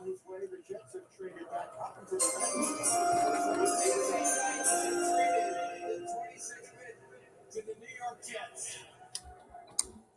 26th pick in the 2022 NFL Draft. The New York Jets select Payne Johnson. Yeah! Woo! Cut out a little bit. I thought he said Payne Johnson. It's like, who's Payne Johnson? Well, I think the first half part of that got Wait, out. another trade. Oh my God. Okay, hang on. Let me get the pick up on our Twitter account first. All right, I'll put this up. That is a steal though for the Jets, and you know, good for them. Okay, Nick. Hang on. Just give me 1 sec. No, I didn't say anything. Highway friggin' robbery. All right, so I am gonna put this up, but we have a trade alert again. So, wait, it says the Jaguars made a trade and are now on the clock. The Jaguars have acquired the 27th pick from the Buccaneers. Yes, ESPN now confirms. I'm waiting for the rest of the detail. What the ESPN hell is going on tonight? The Jacksonville Jaguars are now on the. Imagine they take Malik Willis. They would. Holy crap. Come on, Khan can't be that dumb, right? To do that. He would. No, he totally would. Breaking news. Wait, breaking news. Trevor Lawrence is going to All Elite Wrestling. Oh, God. Wait, here we go. I got it. The Bucs sent number 27 to Jacksonville for 33, 106, and 180. 33, 106, and 180. Yep. What is this 3-for-1 deal going on tonight? I mean, I guess the Titans really think they're hunting off the value menu at Wendy's. Well, wait, this isn't the Titans though. That's this deal is. No, sorry, The Bucks and the Jaguars. Right. The Jaguars are going hunting. Fancy living, here we come. Wow. God, I'm in a SpongeBob reference mood tonight. Yeah, we're a little loopy today. But how many trades? I lost track. Shit, it had to be like seven or eight at least. Yeah. Damn, we're coming up on the 3-hour mark too. It has not been this. But we're about to have the final 6 picks here. That's the thing. 6 picks here. It's going to be another 20 minutes at least. There's going to be another commercial final, break. Final 5 picks, as a matter of fact. Well, we got Jacksonville now. Well, Jacksonville now on the clock. Here's what we got left. We have Jacksonville on the clock right now. We got Green Bay to follow them. Then the Patriots, Kansas City, Cincinnati, Minnesota. Please, no more trades. I was gonna say, can we see one more? Can we see one more deal before the night's done? I'm gonna give you a take. I'm gonna say yes. I think there will be one. Well, I got this. Would it be more of a trade up or a trade back though? At this point, I don't know. But I've got a strange feeling either the Packers are going to trade out of 28 or the Bengals are going to trade out of 31. They're like the guys at a party that are suspiciously quiet. You mean like they're all the heavy drinkers, but they don't party and they don't say a damn word? Because I just don't see Malik fall into day 2. I can't. There's got to be a team that's going to be quarterback desperate to take him out. Mel's best available. It can't be Carolina because Carolina doesn't have a pick now until the 4th round. There is a precedent. Wait, really? Malik Willis is the number. Carolina doesn't have a pick now until like the 130s. Oh, wait a minute, guys. That pick is in. The pick is in. Jacksonville's pick is in. Yeah, but they just went to commercials, so we'll have to. But Jacksonville. Now there are some linebackers that are out there. I mean, we were talking about Kobe Dean is number 5 on Mel's best available. We talked about the kid from Utah.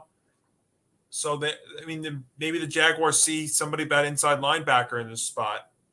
But to answer your question, but yeah, going back to that thing for a second with the Panthers, that was one of the reasons why maybe they were going to trade out was they now don't have a pick until the 130s.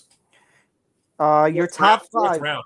Your top 5 on Mel's best available according to the NFL draft board. I was gonna say I lost the thing because the ESPN ticker is obviously going slow through all the picks from round 1. Right now in the top 5,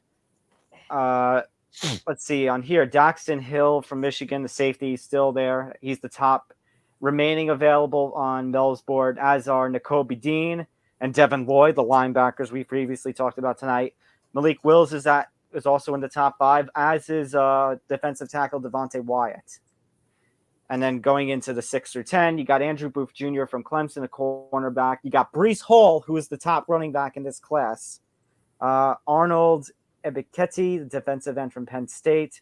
David Ojabo, offensive linebacker from Michigan. And Kyler Gordon, a corner from they just announced the pick.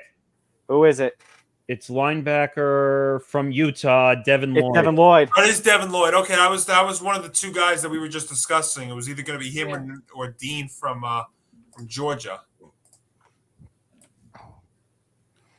At a certain point, you got to. I mean, it really does seem like it's less being guided by informed research and more like an 8-ball, an 8-ball of cocaine and a magic 8-ball.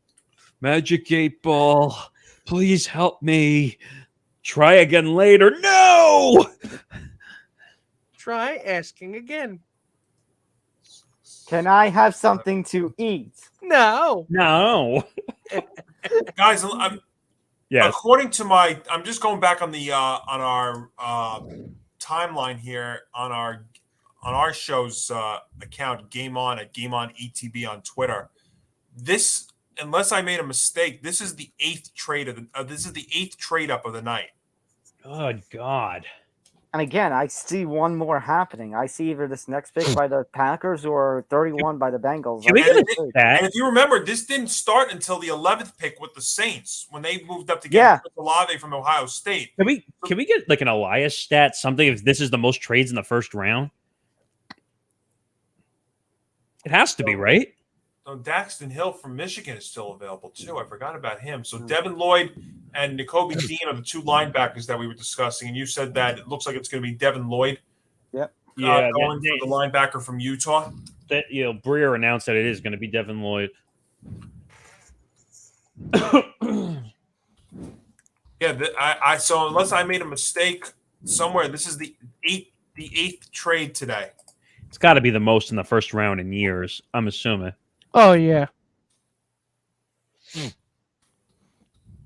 This is nuts. Like, and it wasn't just draft pick crime. There were players.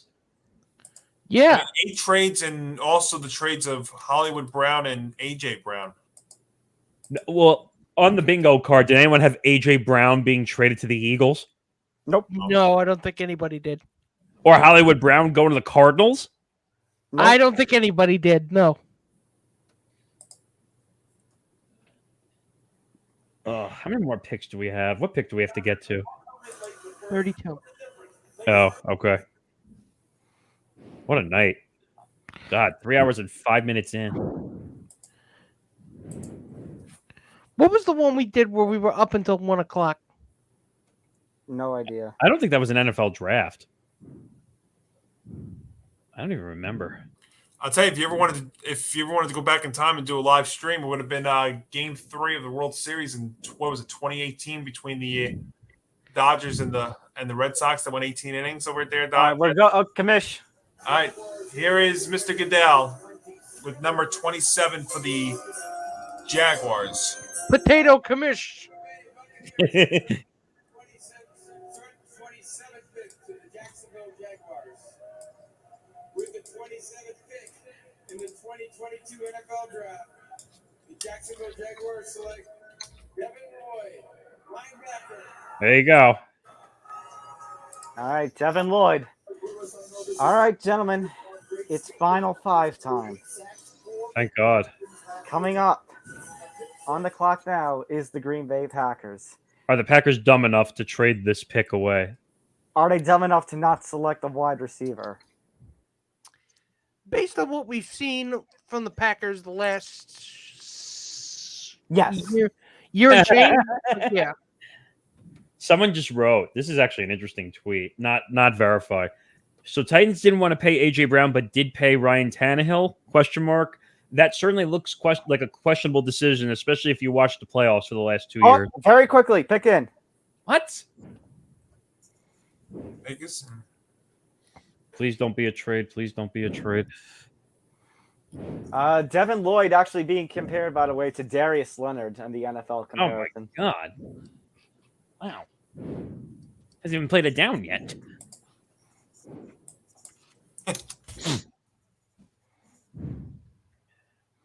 Ugh. Talk about real home stretch. Ugh. I'm waiting for the shoe to drop. I feel one more trade coming. We've had 8 trades. I feel like we got it. We're going to get a 9th. 8 is enough, or is it? Wait a minute. The Patriots are back on the clock? At 29. No, the Patriots are at 29. So, yeah, they would be on the clock right now because the Packers pick is in. Yeah, so it's in the 29th pick. It's the Patriots via Kansas City through San Francisco through Miami. Oh, God. Because the Kansas City entering tonight, Kansas City had back-to-back 29 and 30.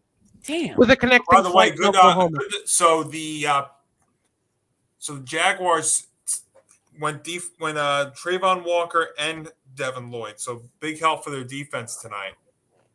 Wow. Up, their picks in. Yeah, Packers. Yeah. The name? Defensive tackle Devontae Watt.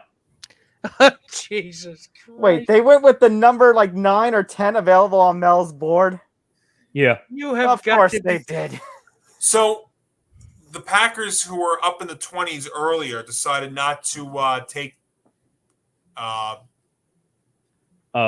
did the Jets took? Yeah. defensive Deontay But no, I mean, Jermaine Johnson. Yeah, no, but I guess they went for a tackle instead. What the hell was that? I mean, were they thinking, well, we spent so much money on Aaron Rodgers, we can't afford any draft picks? Well, why do you think they had to get rid of Devontae Adams? Or maybe just Aaron Rodgers is in the Packers draft room with a gun to the GM's head, going, "You pick another offensive player, I'll kill you."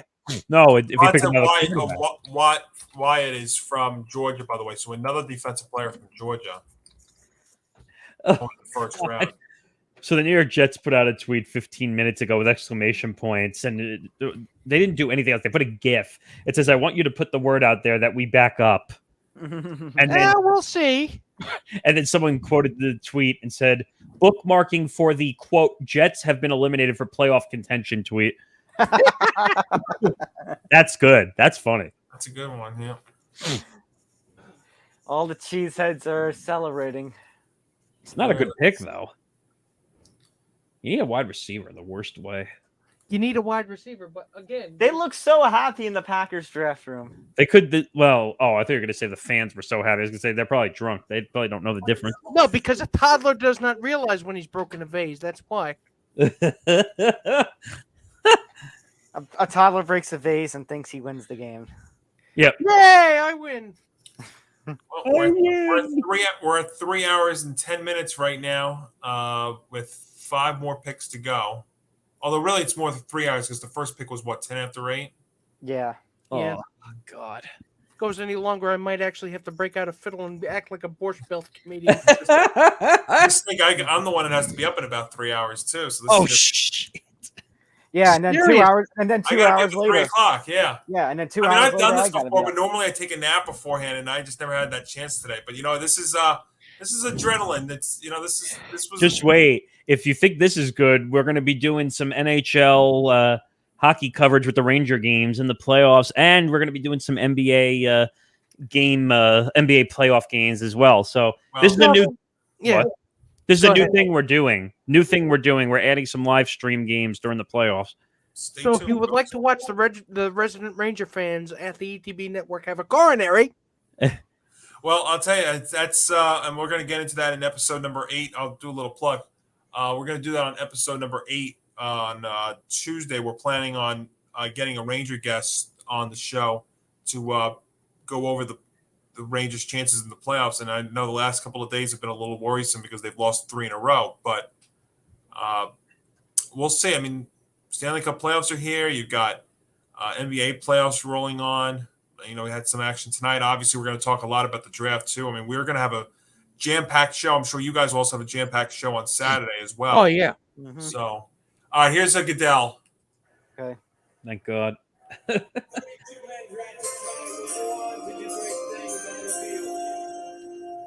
Also make tremendous impacts in their communities.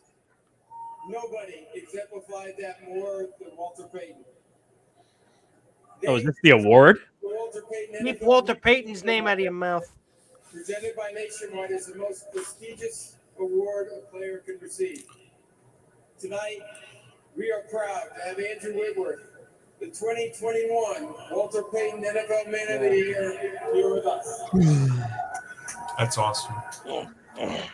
And he got to win a Super Bowl too on the night that he was honored. So he gets to go out on top, man. He's retiring, yeah. Yep. Mm-hmm. Hey y'all, whose house? That's what we're talking about. Pointing to the Rams fans in there. Stand before you is the 2021 Walter Payton NFL Man of the Year. I would love to thank that scene is so awesome. The NFL. Picks in. I have the name. His head and chin. Packers or for Patriots? Patriots. We do to support. All right, hang on. As we try to make positive impacts in our communities. His head and chin is kind of shaped like Thanos. Career over 16 years and a Super Bowl champion. One of the most rewarding things about it was the platform I was able to build to help change people's lives with a lot of other teammates across the NFL and people in organizations. And I want to take this opportunity to challenge the players of the NFL and encourage you and the prospects of this NFL draft Take advantage of that opportunity. Don't let it go. Let's leave a legacy that lasts longer than just the game field. That shows who you are on and off of it to make an impact that'll last for generations. Thank you so much for your time.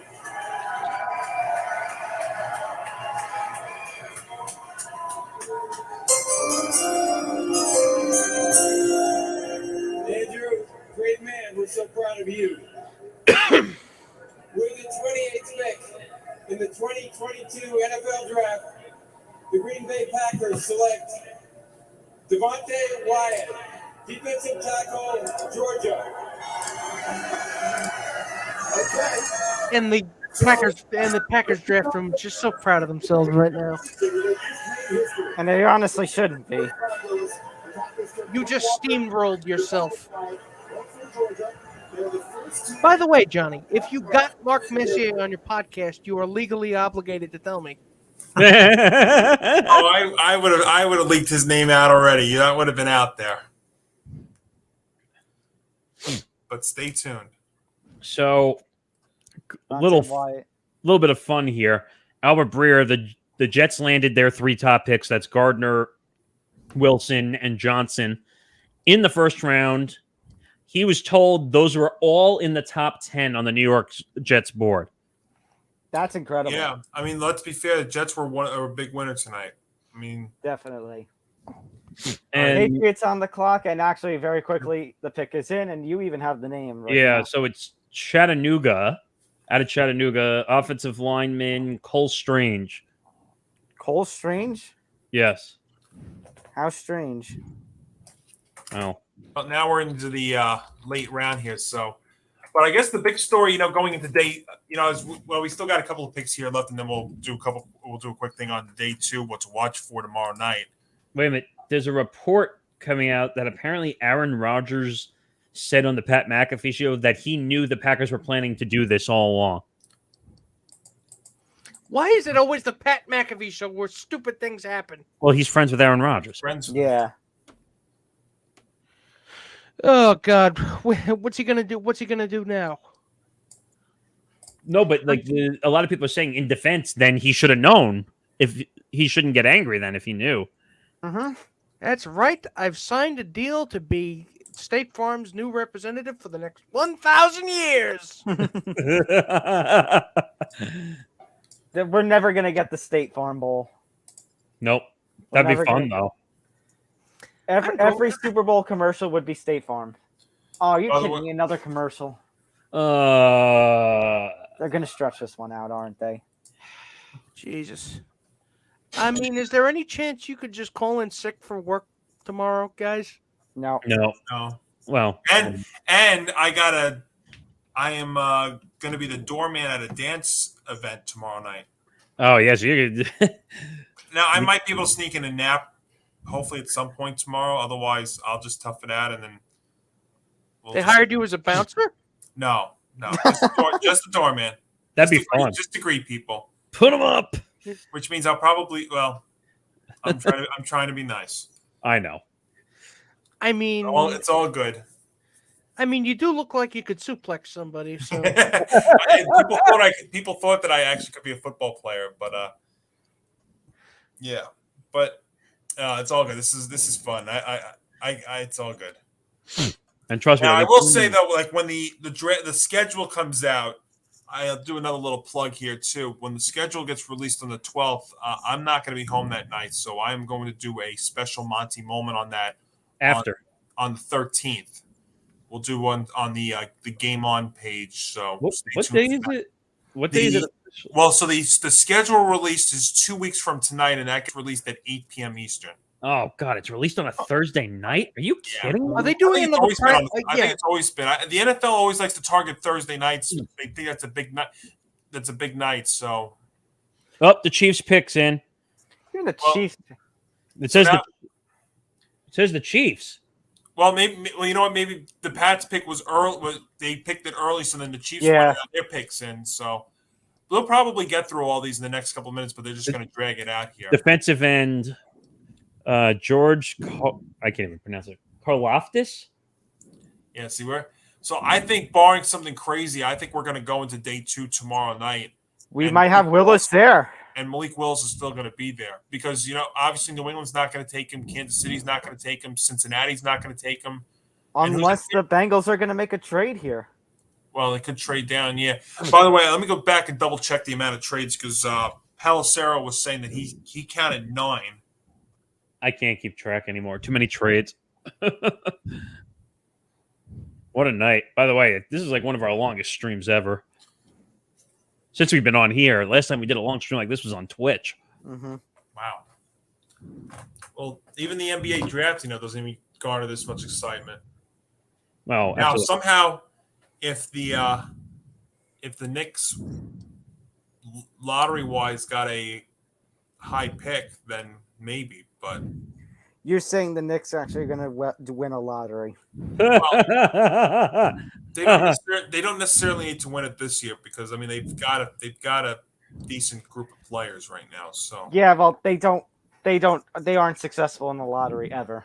Well, that's true, but look at their core their young core right now. If they're allowed to play, their young core is all drafted players. You just said the key word. If they were keywords, if they were allowed. Oh, yeah, one can only hope. You know what? I can't wait for them to go out and get an aging Carmelo Anthony and bring him back to the Knicks organization. That would be such an awful move. What is he going to do? He's going to give you 10 points off the bench in 20 minutes? Yeah, this is just us filling until the pick comes back. All right, here's Goodell, number 29.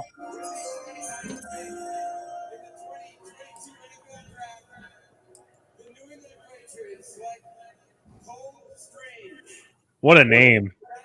What a strange name. It is peculiar. So does that mean we can call him Doctor? Quite suspicious. God. All right. Hey, Chattanooga's got a first-round pick. Hey. All right, very quickly. Chiefs now on the clock. And I gave you the pick, George Kaleftis. Chattanooga. Yeah. Oh, man. Chiefs on the clock. I'm waiting for the graphic to quickly go to pick is in. Let's see. Yeah, there you go. Pick is in. Very quickly. Oh, Good man. God. Tired. Imagine having to stand in an airplane hangar for that long. No. You can't even go to the bathroom. What there? Yeah. But it is only 8:20 over there, so it's not terrible. Still. It's adrenaline. When you gotta go, you gotta go. Oh, I understand that. Well, go ask Joe Buck in the Fox booth. What are you suggesting? He pees into a bottle under his desk? So we've got KC's at 30, Cincinnati at 31, Minnesota 32. Wait, quickly, Nick, you don't know that story? That he pees into a bottle under his desk? He told it in a story during a game that he used a soda can, I think, because he couldn't leave the booth. Okay. You really should have put that under fun facts, but that is okay. Oh, here's Goodell. In the 2022 NFL Draft, Kansas City Chiefs select George Karlaftis, defensive end, Purdue. I love his story. George Karlaftis. Now that's a name. He sounds like he could play small forward for the Minnesota Timberwolves. Well, I was going to say that it's funny when I heard that name, the first thing I thought of was that he was Greek. Yeah, the first thing I thought was George Carl. Are we down to the last pick of the first round? 2 picks. 2 more. Last 2. Yep. Bengals on the clock. Watch, there's going to be a trade now. I told you this is the one I've suspected. It's the Cincinnati Bengals. So Tip. Oh no! Wait, the pick is in. The pick is in. So they want to go home just as much as everyone else does. Well, if it were only that easy.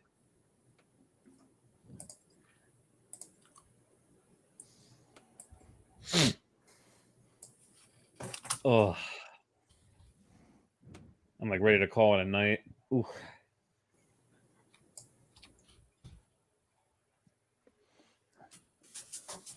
So what do you do now if you're Cincinnati?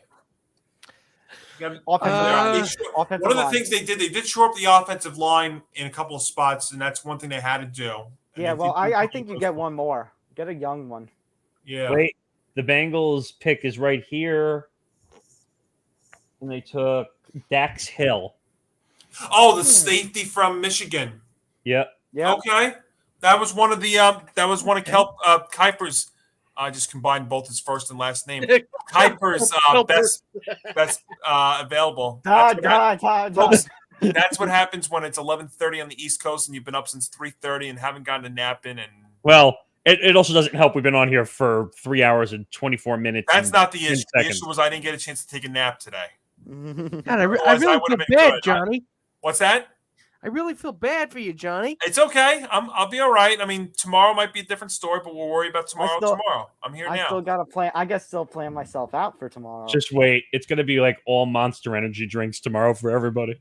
Well, yeah, I got a coffee in the fridge that'll at least help me when I get started, and then we'll see how the day goes. See, I'm the one person who actually doesn't like coffee. Like I don't either. Oh, I thought I was the only one that did. Oh, really? Okay. Well, when I used to work those long overnight shifts, like people say to me, "Why didn't you drink coffee?" I said, "Because I don't like it." It was a Monster Energy drinks with you. Well, no, I don't like energy drinks either. It's what I merchandise.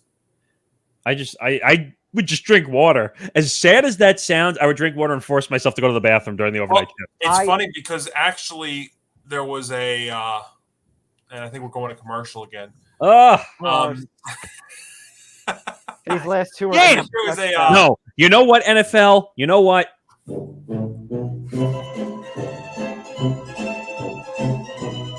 Some of us have lives, Roger. I got to tell you though, no. You have to remember the NBA is 15 Football minutes. is your life. What'd you say, Johnny? I think the NBA is worse. I think the NBA is 15 minutes per It is. Yep. Now, I think they started, though, earlier. I think they started at like 7:30 Eastern. And they only have 2 rounds. And they only have 2 rounds. Oh, that's true. And I think the second round's 10 minutes. You know, Travis Kelce. Why does Travis Kelce look like the love child between of John Travolta and a Russian mobster? Oh, jeez. What? He does. What is happening? He's a cross between John Travolta and a Russian gangster. God. Oh, yeah. I forgot that Coca-Cola owns Monster. You know what, though? I think after all these random comments, we've all gone crazy.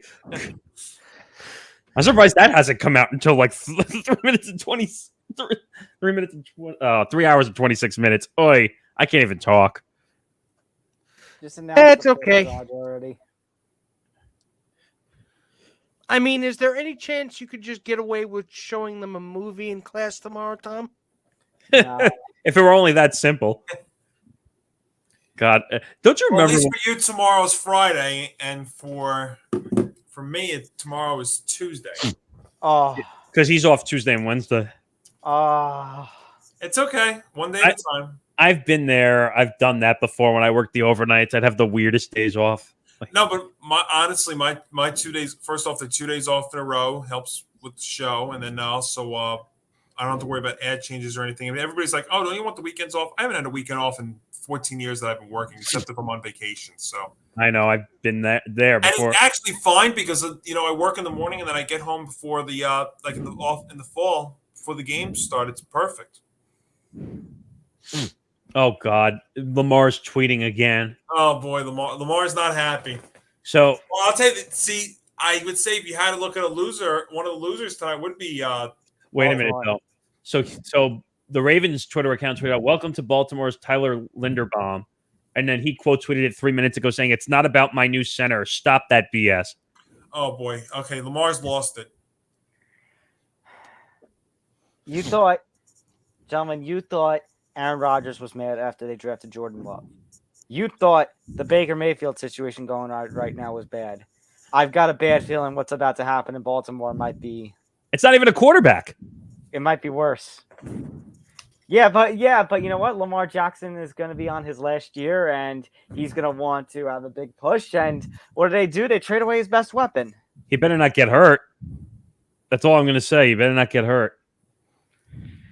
Yeah, but you know what? I don't blame him for wanting out of Baltimore after this year. Look what they just did. 1 step forward, 2 steps back. Okay, so it's 9. It is nine trades so far tonight. Oh God, no more trades, please. Well, I mean, let's make it an even 10. But we've got two. Who's at 34? We got Somebody Tampa moved Bay back and to 34. Yeah, Or got 34 and a trade back. it was is it Minnesota? Because the Minnesota Detroit deal, 32 and 34. Yeah, it's Minnesota again. We have Cincinnati and Minnesota to close out tonight, and then tomorrow's going to open with Tampa Bay and Minnesota. Right. Okay.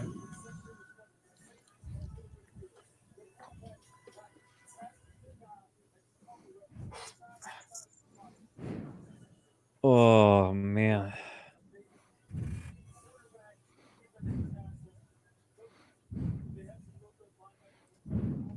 Can't keep up anymore. I'm falling asleep. All right, pick in. We're going to the stage. All right, here we go. Here comes. There he is. The penultimate. The penultimate. Here's Roger Goodell Goodell. with the penultimate pick of round 1.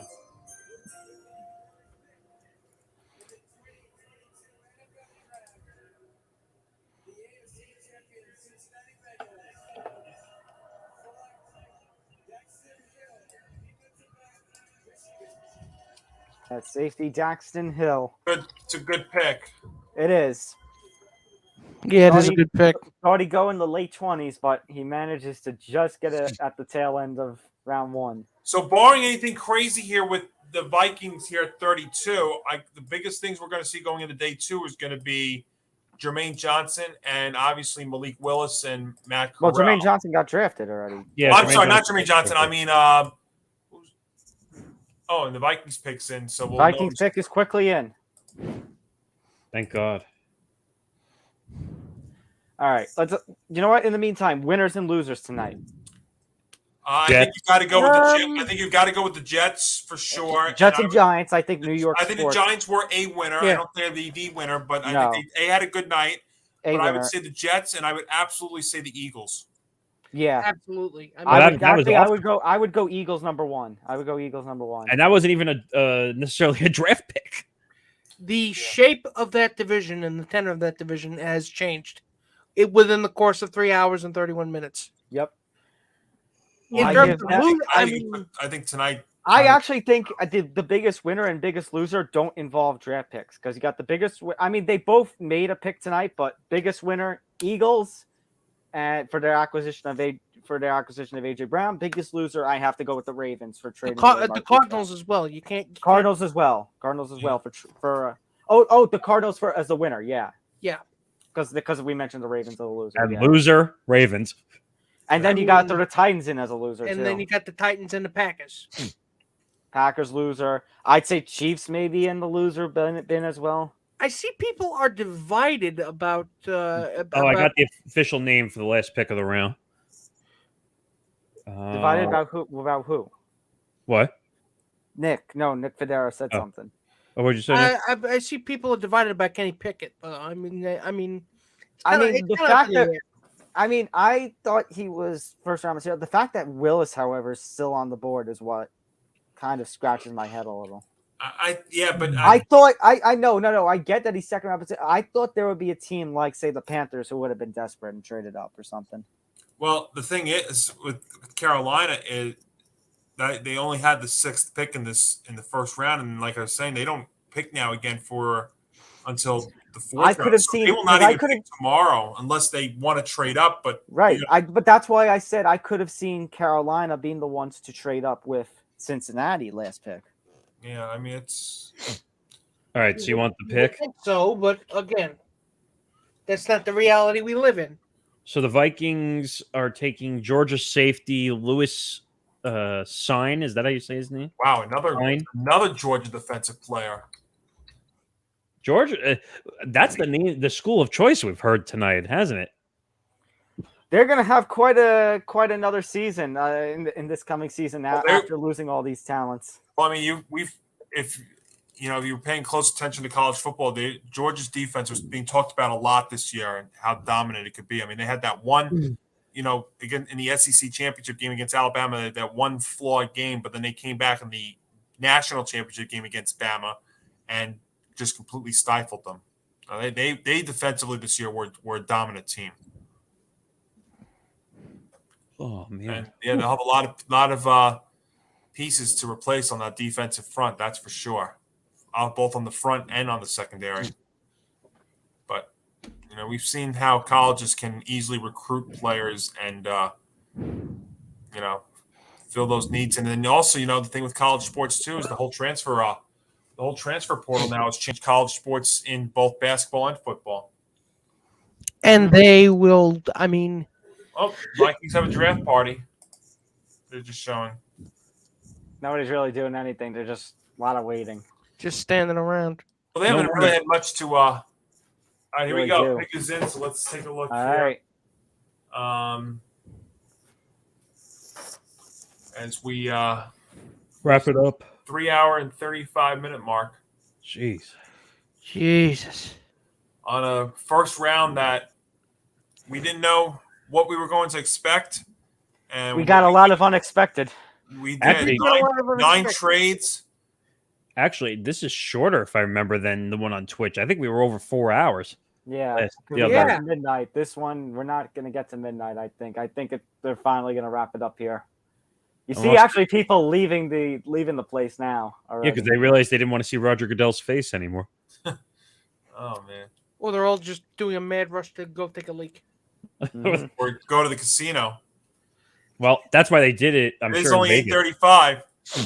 Strip club shrimp. Oh God! Club shrimp. There he is. All right, Roger. What does he have around his neck? What? He has a chain around his neck. He didn't steal Sauce's chain, did he? No. And there is Lewis Scene. Okay. Oh, we made it. Look at that. We made it. We'll keep the wrapping up short because then we'll leave that to our respective shows, Empty the Bench and Game On. But if there is five defensive players in the first round, that is a record. If there is, yeah. One last fun fact. Oh boy. No, the 5 defensive players. That's a record. Oh. Yeah. But yeah, wow, we made it through an entire night.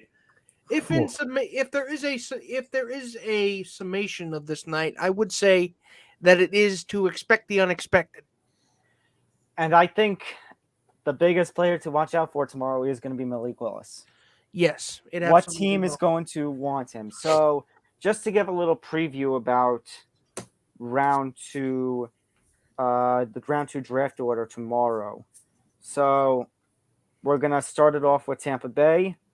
Following Tampa Bay is going to be Minnesota, then Tennessee, the Giants, Houston, the Jets, Chicago, Seahawks picks, Indianapolis, the Falcons, Cleveland. So the question is, how long are we going to be waiting? Because I'm looking at some of these teams, and I mean, the Texans would be the most likely that needs a quarterback.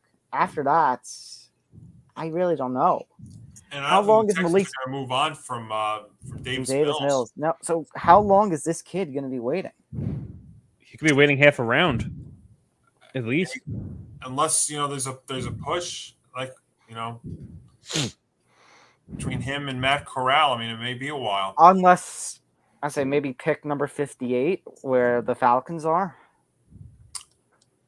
I know they got Marcus Mariota, but that's not. Yeah, they might need more than that. That's not. So it might be the Falcons. That's not. Yeah. Yeah. Wow. So we officially made it to the end of the first round. Yeah. All right. So let me give some thank yous. Thank you again to our sponsor, Knack, who sponsor Empty the Bench, Game On, and the entire ETB network. Make some high quality bags for whatever your cause, whether you're a student, whether you're an athlete, whatever you do. They have a bag for you. So go check them out. Use the codes, either the code bench or the code GAME? The code GAME, yes. Yeah. GAME. And make sure to put the bag in your cart, your Knack bag of choice, as well as the TSA-approved lock.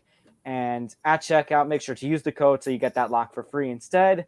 We have Empty the Bench episode 132 this Saturday, 3 p.m. Eastern, noon Pacific. So check us out then as we kind of give another summation as to all the craziness that unfolded tonight, as well as anything that unfolds tomorrow, including the possibility of Malik Willis being picked up by a team.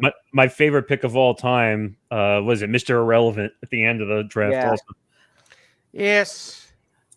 So, well, ladies and gentlemen, for the ETB Network NFL Draft Show special, I'm Nick Fodera. That's Tom Albano. That's Nick Morgasen. And that's Johnny Montalbano. Good night, everybody. I just realized I didn't even make an exit for this. I totally forgot about it. Okay, we don't need it. Oh, well. Good night, everybody. Bye, everyone. Thanks for tuning in. Good night, everybody. See ya.